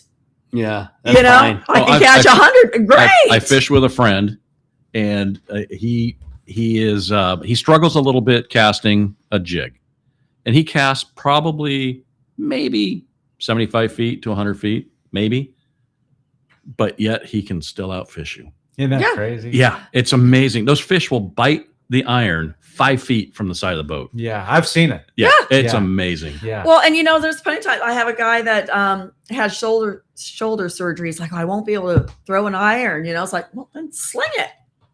Sling it out there. Just get something in the water. It's like, no, you don't need to perfect anything. You just need to be able to get your line in the water and just wait. And the captains are so good at absolutely. And not only reading the conditions and knowing where to be and what to do, but they're so good at positioning you on and where to be and where to cast. They fish that island every day. They know where to go. They know what to do. If you want to catch this, great. If you want to catch that, they know what to do. And it's like, you don't need to practice anything. You just need to go and do it. I have a great text here that came in, and thanks for sending this. This comes from Chris in La Mesa, and it says, "Hello, guys, and question for Rosie. How did the lodge get started? What's the story? And I'm looking to book my first trip to Cedros this coming season." Thanks again. It comes again. Right on, Chris. Yeah. So this all started many moons ago, almost 20 years ago It's now. kind of a cool story. It is. Yeah. It is, because it started with Tom Green and Adriana Ojeda. They were the pilots for not only the Sport Fishing Association of California, but also they worked with Ted Dunn, flying around looking for bluefin, looking for, schools of fish to guide everybody into, and also looking for bait. And they said every time they flew around Cedros, they said it was just an abundant amount of fish. And Tom Green would say, a good business would be to have a fishing lodge on that island. And that is literally how it started. And it started with Adrian buying a small little house on there. It was a small house with a garage. And now that has turned into Lodge 1, where the house has been expanded, and that's the lower, and then the upper house 1, 2, and 3. That was the garage. So that was the legit first piece of property. Ricky was down there. I think we didn't even have the upper house turned into the houses yet. We went with Tom and Adrian before there was an upper house. When there was a little motel that they based their tuna spotting operation out of. So it's where they would sleep. Exactly. Yeah. It was, while the plane was sitting. Yeah. It was Carlos Zamora's little hotel. Yeah. And it was the, Tom has always been a great friend and a friend of the show. And it was, hey, you guys go fishing at a lot of places and are familiar with Mexico. We think we've got a great idea to bring people down. We want to know if you'd come down and see what you think. And it was just from day one, oh my God, this is it. And then to imagine that, that first trip now 20 years ago to what it is today, it makes me so proud of what you guys have accomplished at Cedros Sportfishing. And, then there was zero tourism. It wasn't an idea. It was just, they had hired one of the commercial fishing pongas to take us out for the day. And it was as prolific then as it is now. The difference is there's a Rosie at the helm, and it is so refined and so easy. I mean, I think that's the part that I want to stress the most, is how easy this trip is. And you guys both hinted at already. There are, there's no surprise. You made it popular. There are a lot of different operations, and they're all fishing the same water. For me, the biggest difference is there's only one Rosie. Your paperwork is handled. You said it best. You can't screw up your experience in a CBX on a Cedros sport fishing trip. No. There's literally someone holding your hand the whole way. It's just it's awesome. And the boats, the fleet, the fact that your captains and Pongas are always adding brand new boats to the fleet. I feel like every time I go down there, Javier's popped a brand new 30-foot Ponga out of the mold. It's just every year, one after the other after the other. They're just, it's better and better and better. I love it. And then think of the way that, we used to pick you up all over Southern California and drive you to Ensenada and not know if you're going to be the first plane out or the second plane out. Are you going to be sitting there for, an hour? Or are you going to be sitting there for 5 hours? You did not know. Rosie, it was a nightmare. Like, It honest was. to God, was. coming back and waiting in the waiting in the San Ysidro port of entry line. No. Oh, that was Is it going to be 45 minutes or is it going to be 4 hours and 45 minutes? Or 10 hours. And I have to say this with CBX, and thank God for the CBX, because that being created, there sometimes are 10 or 11 officers waiting. More now. There's more? They expanded it. Because here's the crazy thing. I've been through there where there's less people coming into the United States than there are officers. Yeah. Like, it is so quick. I have never had it more than a 12 or 15 minute wait ever. Last year, I think our most was just right around 10. 10 minutes. 10 minutes. Yeah. And people were like, oh my, this is a lot.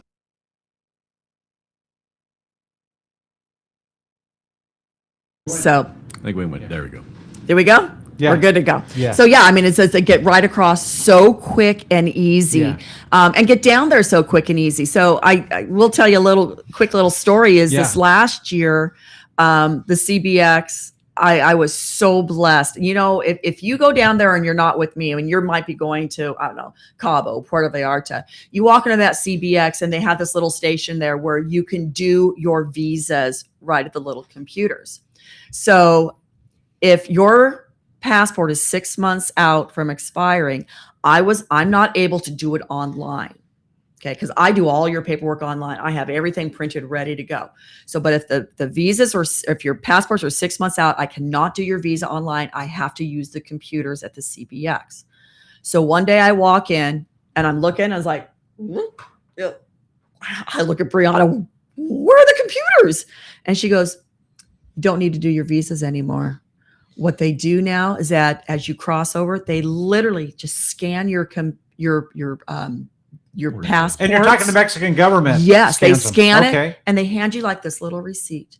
There it is. How simple. So all those hours, yeah, hours and hours for the last 9 years that I have spent doing visas. And I mean, they're lengthy. Jeff will see me at the computer because I have to enter your passport number. I have to enter your issue date, the expiration date, your address, your full name. I got to enter all of this stuff. Now it's just done on a swipe. Done.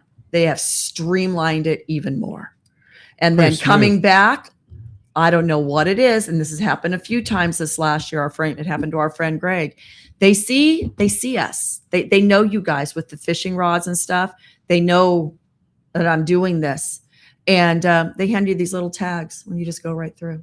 Oh, how slick! I love it. It's all being a part of Rosie. Yeah. Well, we stranded our catch reporter Mark Wish. That was my bad, Mark. When you get a chance, give us a ring back, and we'll get that fishdope.com report coming back your way. But in the meantime, lots of great text messages still piling through, and we had another great one. It says, I'm surprised to hear about how well everything runs, considering the logistics you guys have. I can't wait to take my family down there. I'm wondering what you thought was the appropriate age for a young angler to enjoy a Cedros trip. Our son is fishy and enjoys going on half-day boats, but we've never traveled into Mexico. Wanted your opinion on the appropriate time to start him in his first Cedros adventure. I would say know your kid. Mm-hmm. That's the first thing. I think the youngest I have had down there is like 7 or 8.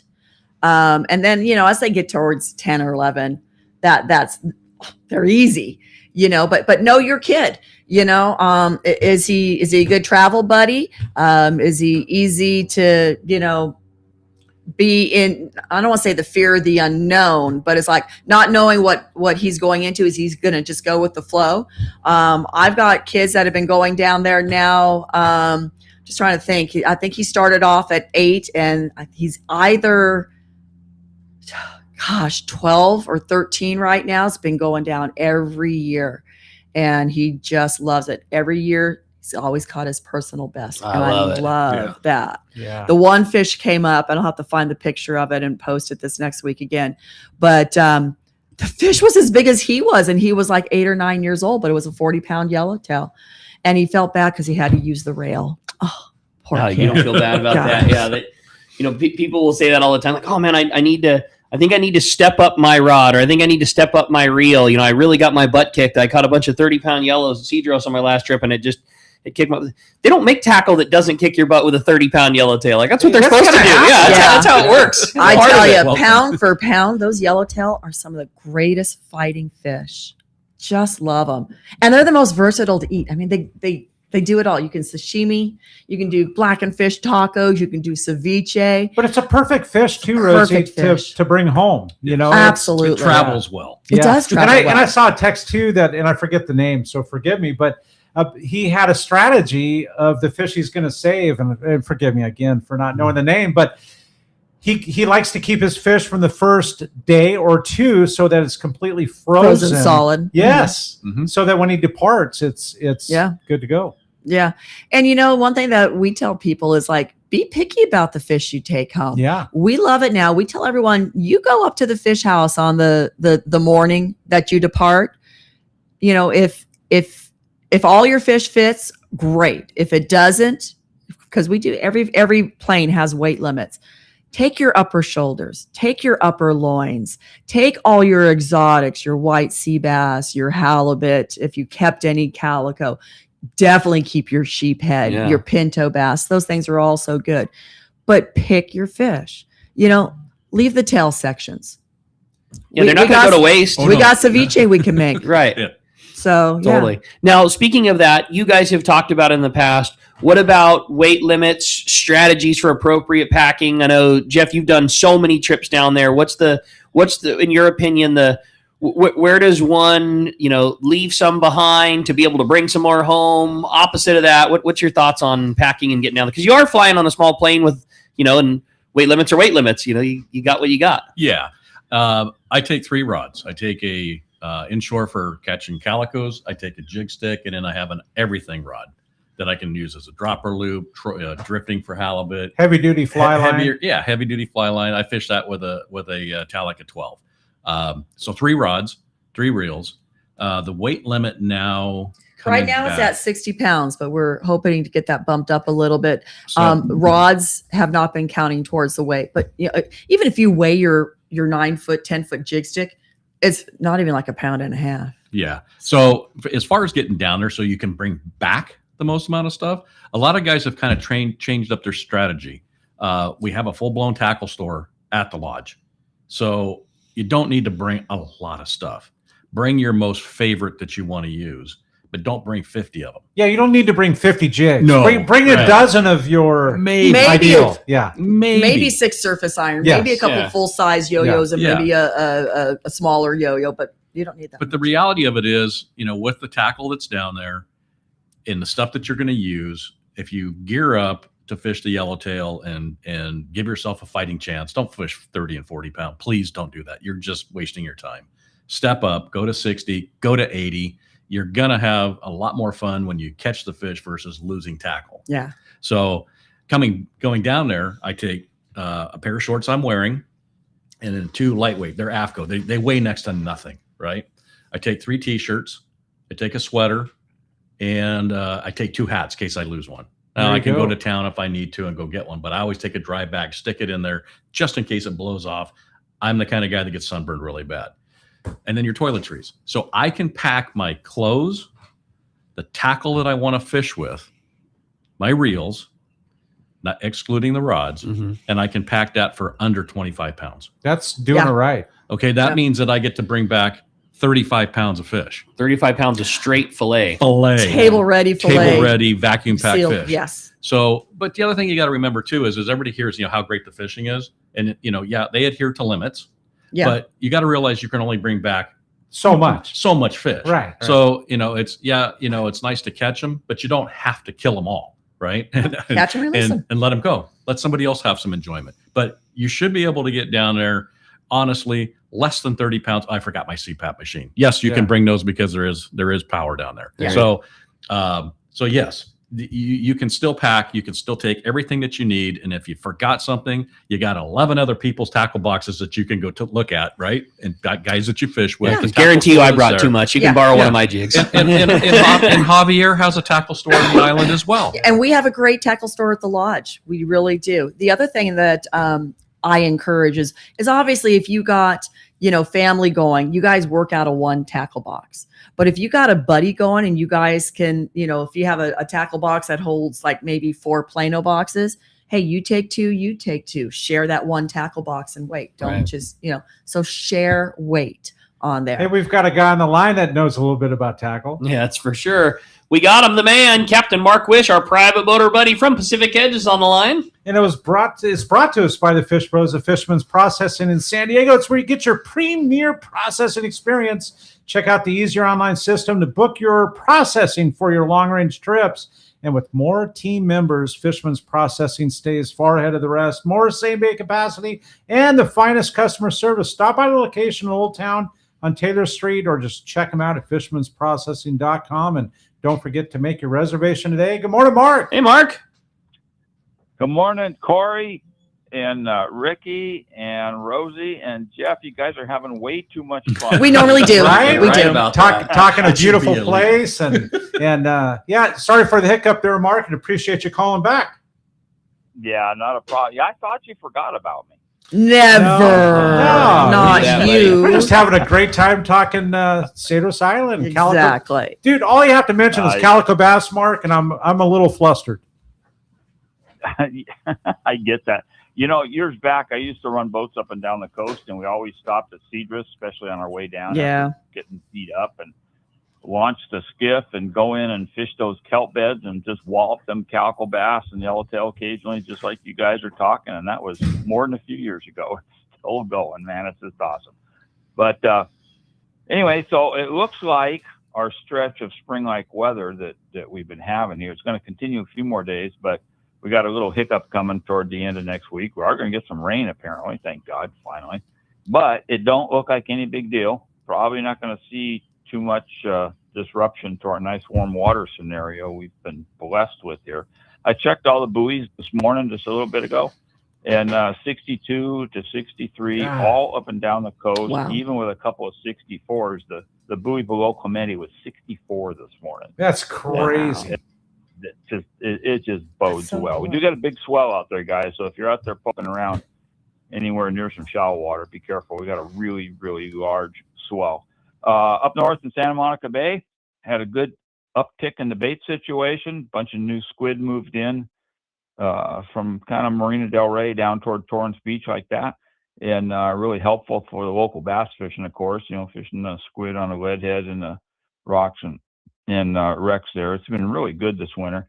And what's also likely to happen with that squid might get some of that local sea bass motivated. They live in the kelp there between Flat Rock and Rocky Point proper, and they don't often venture out far.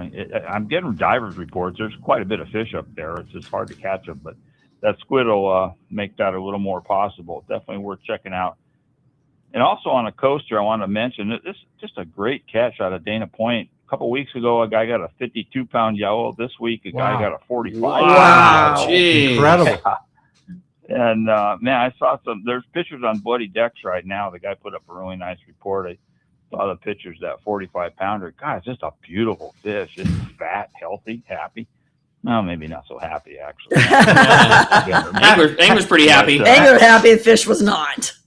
Boy, I tell you, just a great catch. Congratulations, guys. So at the islands, nothing from Nick. A little early for that. No cod fishing right now, obviously, and surface stuff. It's just a little early. SBI starting to wake up a little bit. A little bit of squid moved in there, and a sample of sea bass has been captured up there in the water, 61, 62, like that. Bodes very, very well for that little island. I love that island. It's a lot of big fish per square inch of that island there.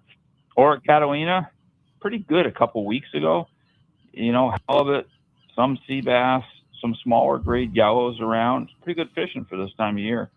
And it was kind of backside east mostly, but then it backed off again like it does. It's up, bites a while, quits a while. And hopefully that reloads. squid situation was tough, but there's new bait moving in middle of the back, kind of around Ben Weston like that.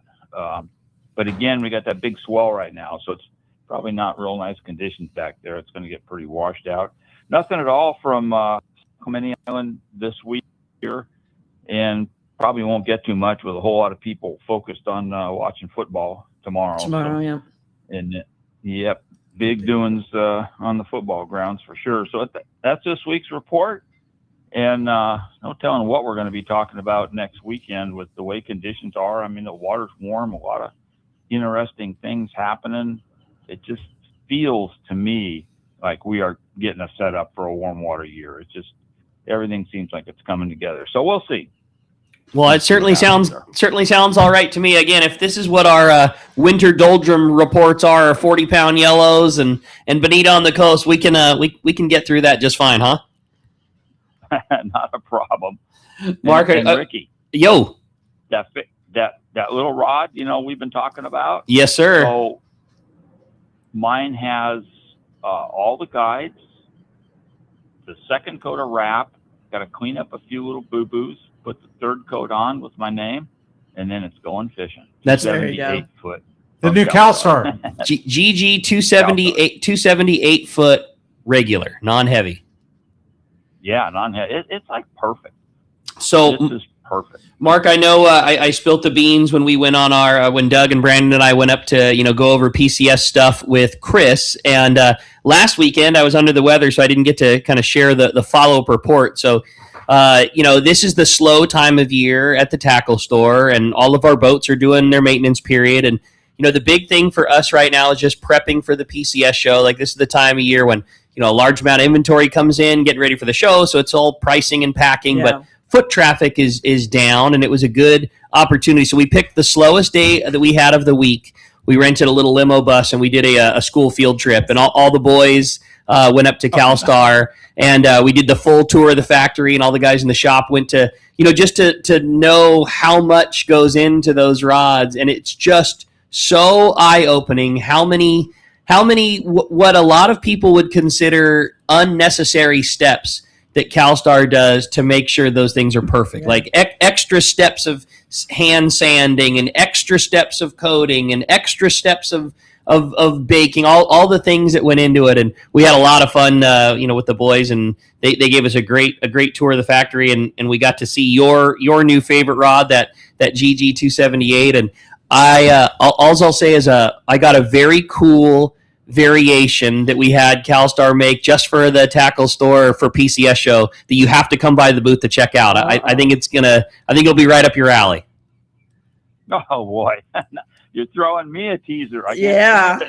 Fun stuff on the horizon for sure, buddy. Well, Mark, a fantastic report as always. We sure appreciate everything you do, keeping us rolling here on Let's Talk Hookup. And if somebody wants to get the best in bait tanks or the best info around, how do we find you, Pacific Edge? We're in Huntington Beach, Ricky. We're on a corner of Bolsa Chica and Edinger by the Chevron station there. And the phone number is area code 714-840-4262. The website's pacificedgetackle.com. And Corey, the white flowers 2 weeks early are almost all down on my benchmark tree. That is crazy.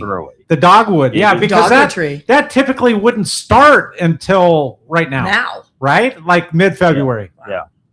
Yeah, they're way early this year. Incredible. Well, it means something. Don't know what, but it means something. There it is, Mark. We'll talk to you guys next week. Thanks, Mark. Thank you. Awesome report, man. He always has the good info, doesn't he? Even on trees. Yeah, even the dogwood trees.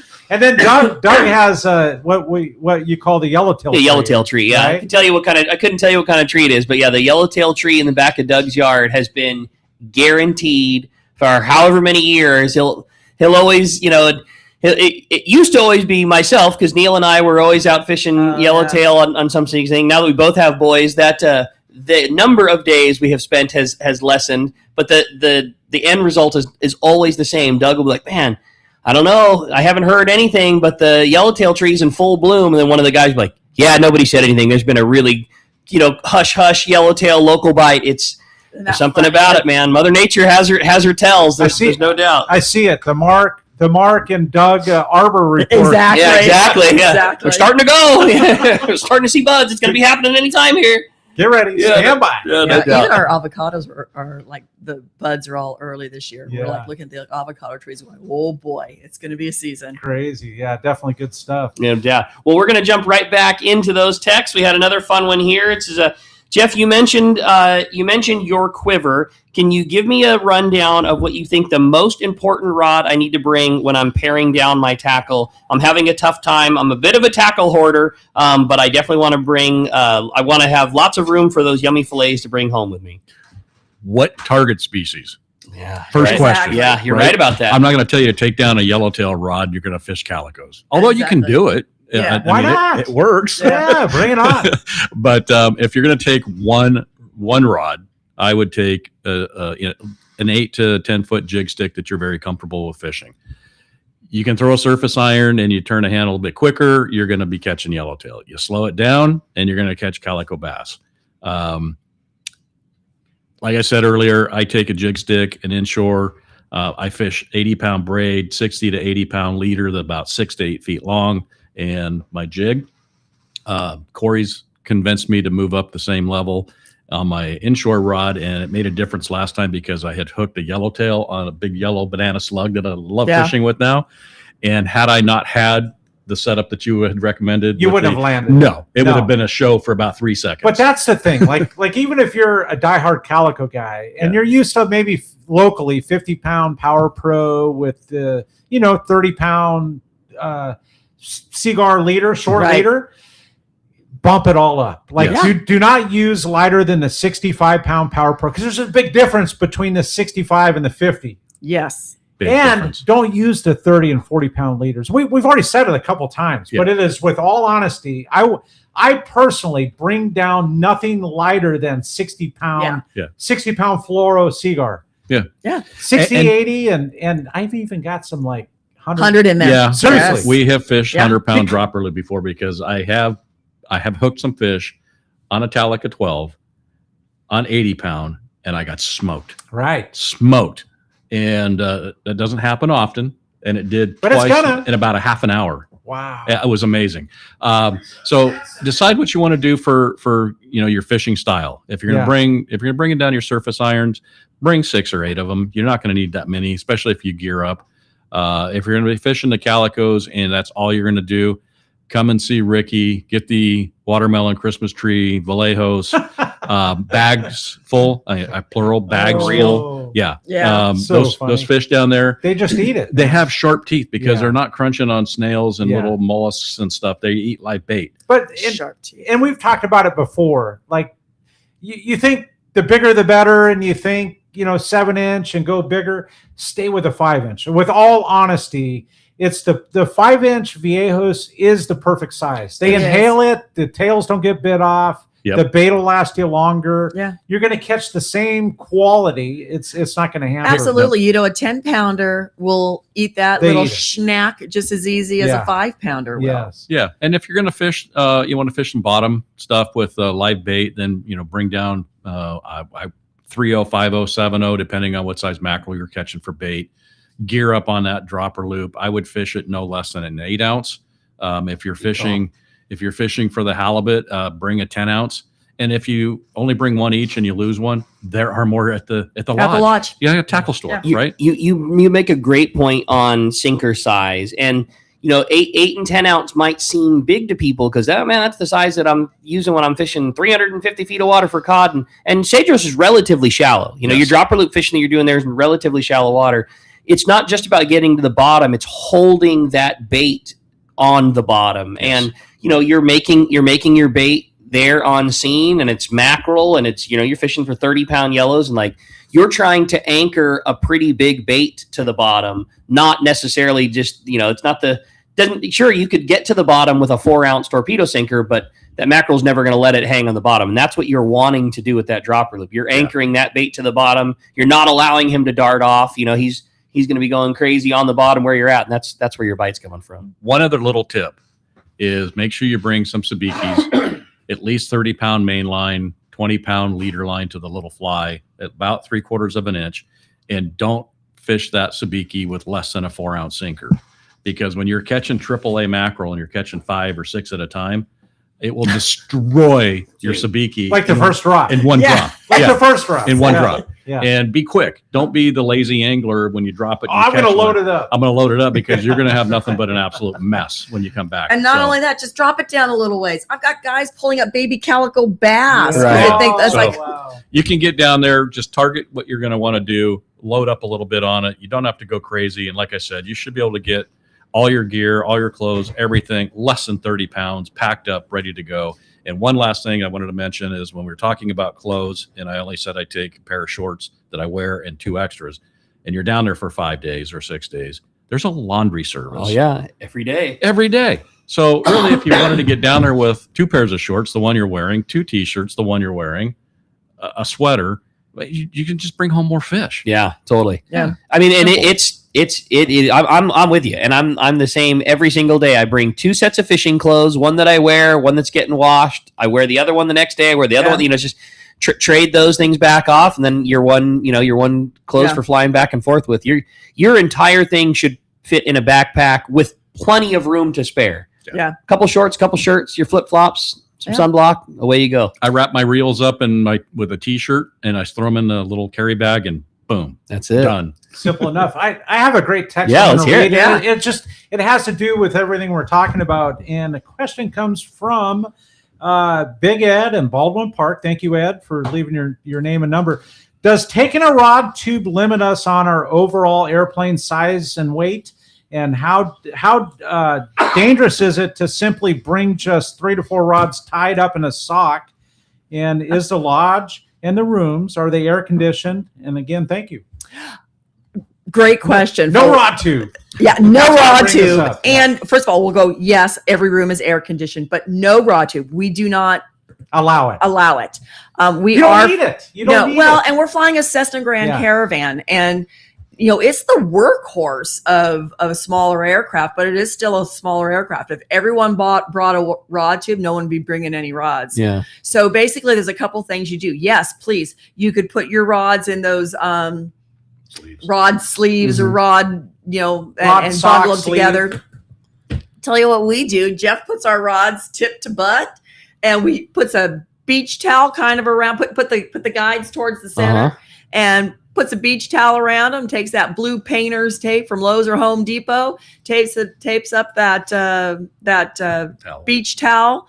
And we take the blue painter's tape with us, and we do the same thing on the return. I've got people that use the smaller bubble wrap. I've got people that put their stuff together and take the little pool The pool noodles and just put it around the Yeah. tip. I mean, you can get very creative. Everything lightweight, So it's like, yeah, no rod tubes, nothing that rigid. Same is going to go for your coolers. Okay. You do not need to bring a cooler to Cedros with you. Everything will come back in our soft-sided cooler bags. And when you come around to the front of the CBX with your car to load your stuff up, we'll take the fish out of our coolers. That it's all in a trash bag, and we'll put it inside your cooler. But the one thing I do say is if you have a soft-sided cooler bag, an AO cooler, a Nord-Chill cooler, Yetis, I'll be honest with you, Yetis don't hold that much. But if you have a soft-sided cooler bag, you can take it down to the island with you, and our crew will load your fish up in your cooler bag. This works really great for people that are flying out at 1 or 2, 3 o'clock in the afternoon, because they just go right to the airport. Their fish is in their cooler bag and away Ready they to go. Ready to go. That's a good call.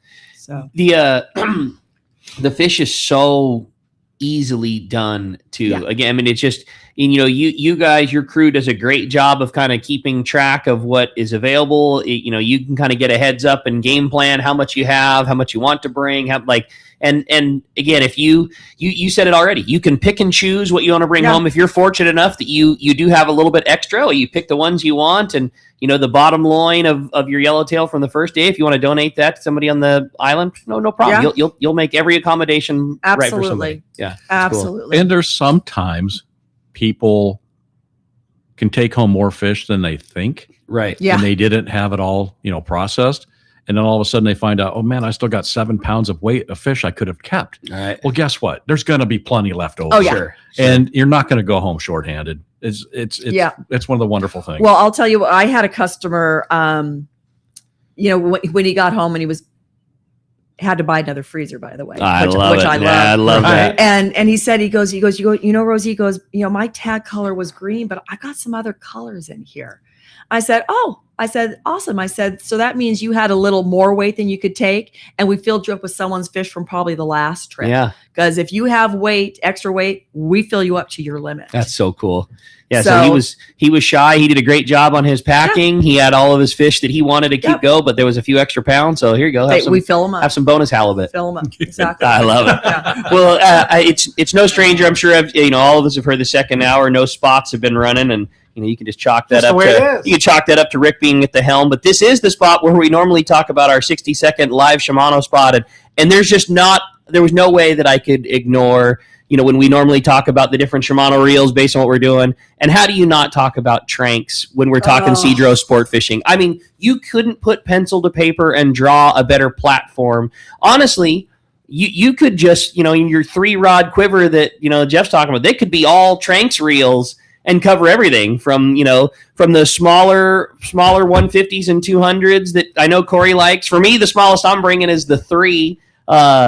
Your 400 being your miscellaneous kind of do all big bait, fish a weedless, a 500 for surface iron. I mean, Corey, there's a right size for every scenario at that island. There really is. And I mean, I'm not bringing the 150 and 200s on that trip for sure, but yeah, the 300, the 400 is about all you need, right? Two 500s for me. Yes, please. And thank you. Yes. There's just the user friendliness of Tranks is probably my favorite thing. You can really pass that reel along. We've had several text questions and one caller asking about, bringing my significant other, I'm bringing a friend, I'm bringing a kid. The thing that's so cool about a Tranks is you could put it in the hands of a pro like Corey, have all of the casting brakes turned off, and watch incredible distance come out of that reel. You could then take that exact same reel with same jig, hand it to your nephew who's never done it before, turn all the brakes all the way back up, and with very little coaching on like the thumb on, thumb off, he's going to fish the entire weekend, backlash free. You're not going to achieve the same distance as a master caster like Corey is, but double the distance needed to catch a yellowtail at Cedros Island. With the training wheels on it, you can't backlash the reel. I mean, they're so great. Rick, the 300 has more line capacity with 65-pound Power Pro than you'll ever need. I promise you. Yeah, there's such great reels. The addition of the HG versions with higher gear ratios, but that power handle so great. It's easy to get a lot of torque out of a small reel that fits in your hand real good. I love them, man. It's the one to get for sure. And you can check it out at your local dealer, or a great opportunity at PCS show coming up to maybe score yourself a deal. Have some at the you know it, fam. Like it'll be there. Maybe a little special line deal to go along with it. So gonna be a good time to buy. I can smell it from here. I can watch these two trying to plan out what the next reel is. They're doing it right now. Exactly. Oh, good stuff. Anyway, the other one that I just don't want to miss in this one is our good friends at AFCO. And AFCO, again, you want to talk about the right gear for bringing down. They're like that's what I envision when you're talking about easy packing. A couple of pairs of board shorts that weigh nothing. They don't stain. Material lasts, and I know that you have them because I get a phone call from Rosie every single year about the middle of November. Hey, I need shorts for the boys. Both Zach and Jeff are due for their annual Christmas presents. I need AFCO this style for Zach. I need AFCO that style for Jeff. Yep. I need every year. It's same. And you want to talk about a thing that you can wear every single day of the week, and they just last and last and last. Yeah. And they build the right stuff for sure. My boys love. I can tell you, he's got them on now. I got them on now. And in the wicking of the water, right? The staining that does not happen. It's crazy. They're comfortable as heck.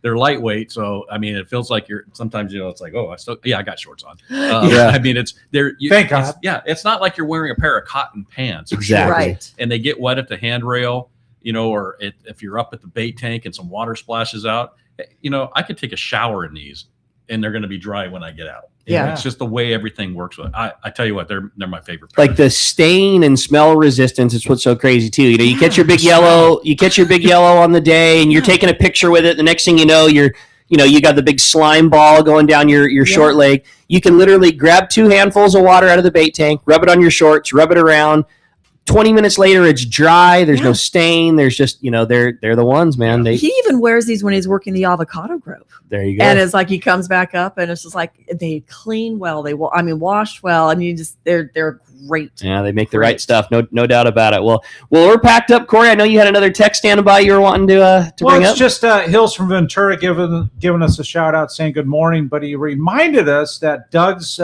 yellowtail tree is an ornamental pear. Right? Ornamental pear. All right. Thank you, Hills. Appreciate you chiming in. Well, this is a quick one that I had to read, and it's from another great bud, and it's our buddy Jeff Roberto from Sushi I on a love Roll. Jeff. Thank you, Jeff. It's short and to the point. Rick, do not forget the tortillas. Great show, everybody. Can't wait to see you again. I know Jeff had a great time coming to fishing with you, Rosie, and boy, is he right. He's so blessed, our crew down there. They came down, and he taught all the girls how to roll. That's so cool. Make some sushi rolls, on a roll. Make some rolls. Taught him how to do hand rolls. Taught him a true master at his craft. And the girls were sending me pictures, and Jeff was sending me pictures. Sandra was sending me. They were just sending me pictures. They had a great time, but the tortillas. Oh my God, crazy! What is it about? You know what? So darn good. They're made with lard. Yeah, lard. That's the secret. As all tortillas are. No, Oh. they are not. Okay. But I tell you what, those tortillas are magical. People bring those home. God bless Floor, our crew. At the end of the season, she will send me 20 bags so we can make it through. You're right. Through the off season. May. They freeze well. I have shared some with our, we live on the ranch now, and we have a couple neighbors at the ranch, and they're kind of few and far between, but I walk my dogs through everybody's ranch, and I've turned them on to the tortillas, and now they're wanting more tortillas. And it's so they're like crazy. the best. And I tell people, it's like, just fire up the griddle. Don't put anything in the griddle. Just the tortilla. Warm them up on each side. Oh, They're when that so lard starts good. to release It and it starts to sizzle. Oh, wow. I'm going to go home. Little mantequilla, perhaps. I know this.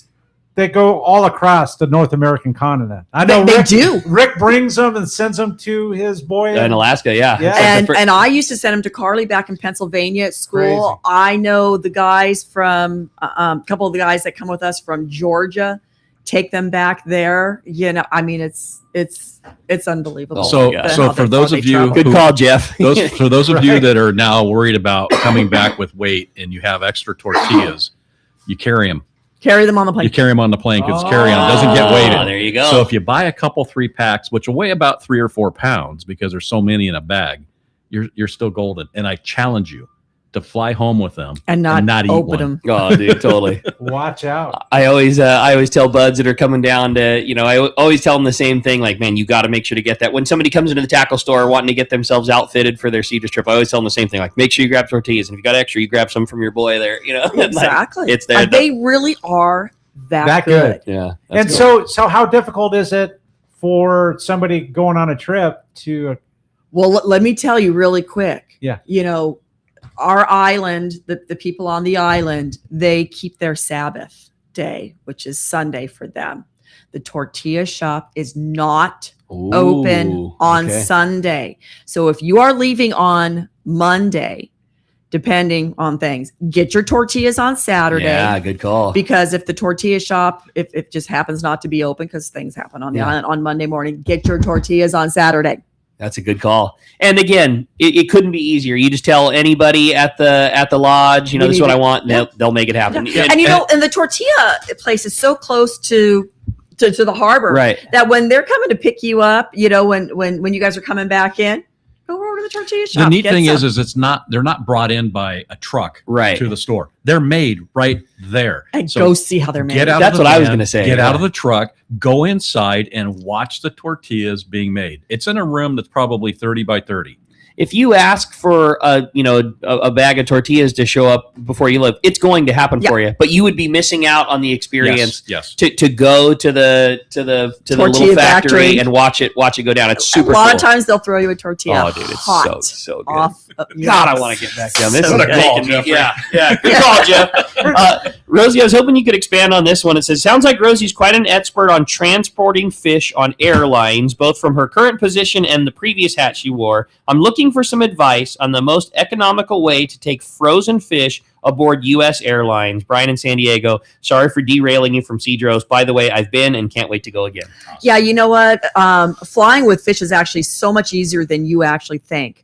No wet ice, no dry ice. It is just better that way. No wet ice, no dry ice. And you'll have no issues. You'll have no issues. Yeah. So, and the other thing that we do really recommend, and it is just easier and it works well, are those soft-sided cooler bags, even when you're traveling.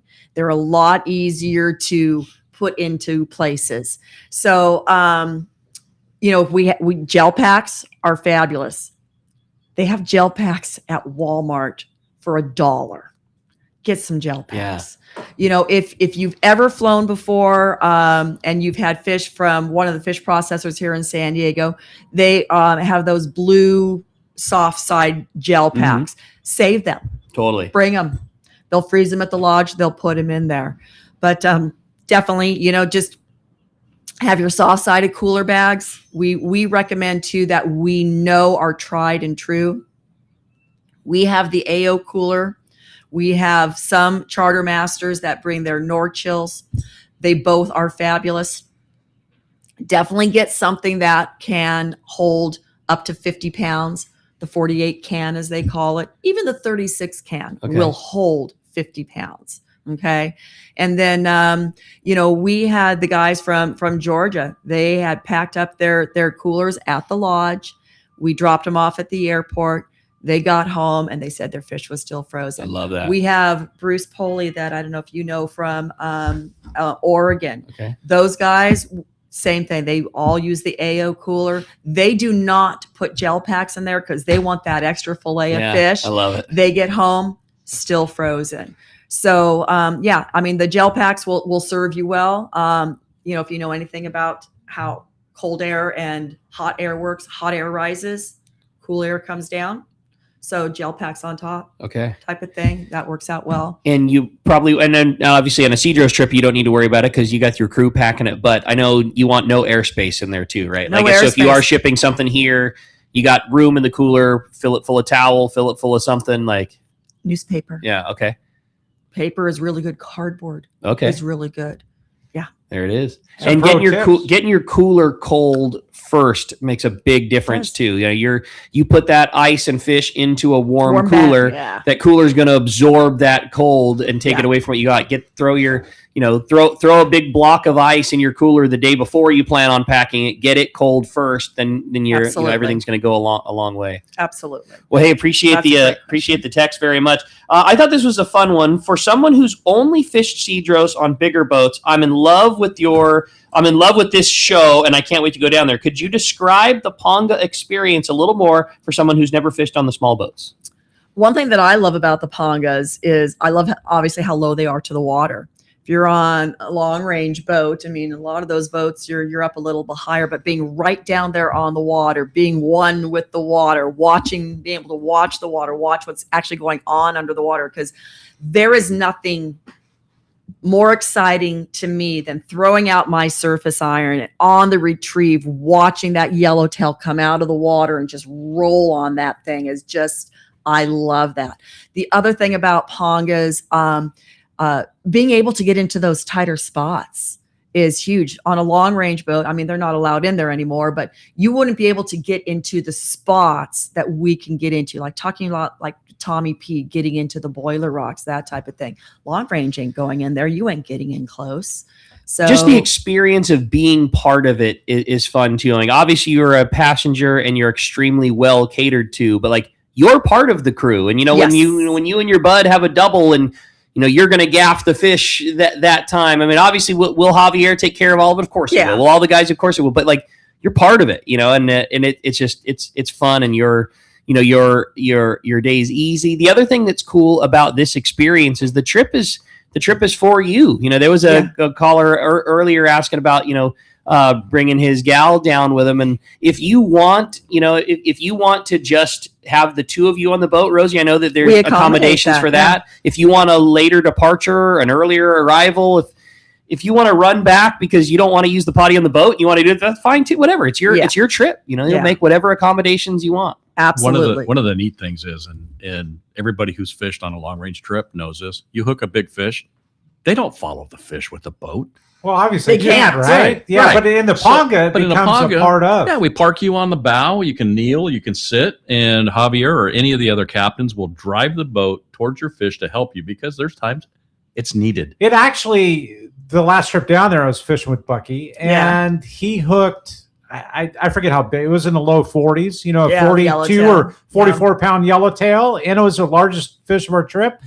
We had to battle that thing. It was through the kelp and it went from around stringer to stringer, and we were working that thing. Oh, that's part of the fun. Well, right? I love how the Ponga captains are so good at. They're savvy. They're savvy. That's it. Yeah, they're warriors. Exactly. Yeah, and so and they take it so personal. Now it's like they're fired up. They want to get that thing too. They're not going to let that fish beat them. Yeah, exactly.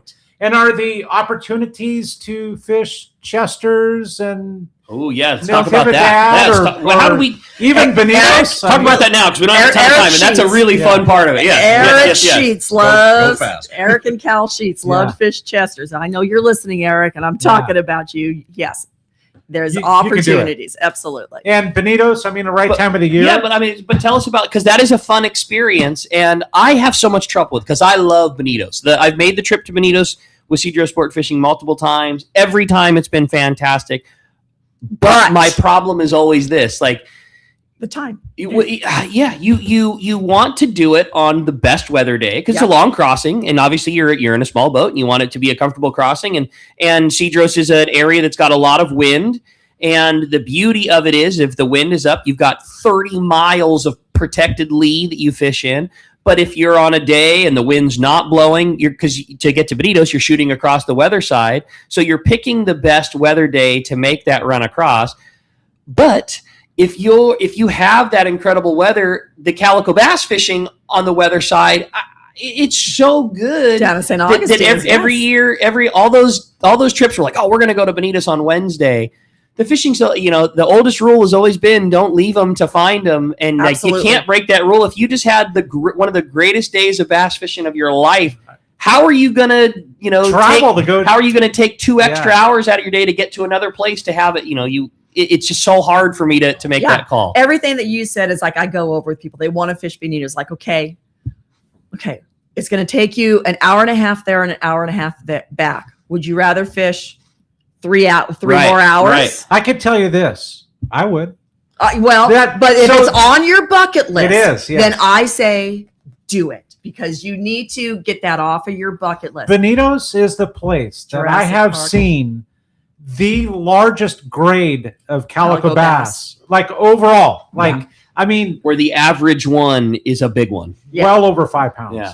That's sheephead too. The average. Big sheephead over there. Yeah. Oh my God. That's my problem with Cedros is there are so stinking many 2 to 4 pounders, regular big ones insane. That there's not as much room for the giant big ones, But you were part of a giant. I have. I've got to see 2 fish. I've got to see 2 fish over 9 pounds from Cedros, including Javier. I've told the story a bunch of times. It was Javier's big. He said the biggest bass that he had ever been a part of, and he caught it and was so bummed out. We had convinced him to fish with us, and it was just Dallas and I. We just the two of us, and we were having the best fishing ever. And I was yelling at, what the hell are you doing? Grab a rod, they're everywhere. And we had to force him to fish. He made 2 casts, and on a second one, he caught what we did not have a scale. What he estimated at 11 pounds, and he was so disappointed that he got that fish. Because he wanted you to get it. Yeah, he felt like he took it away from a passenger. Yeah.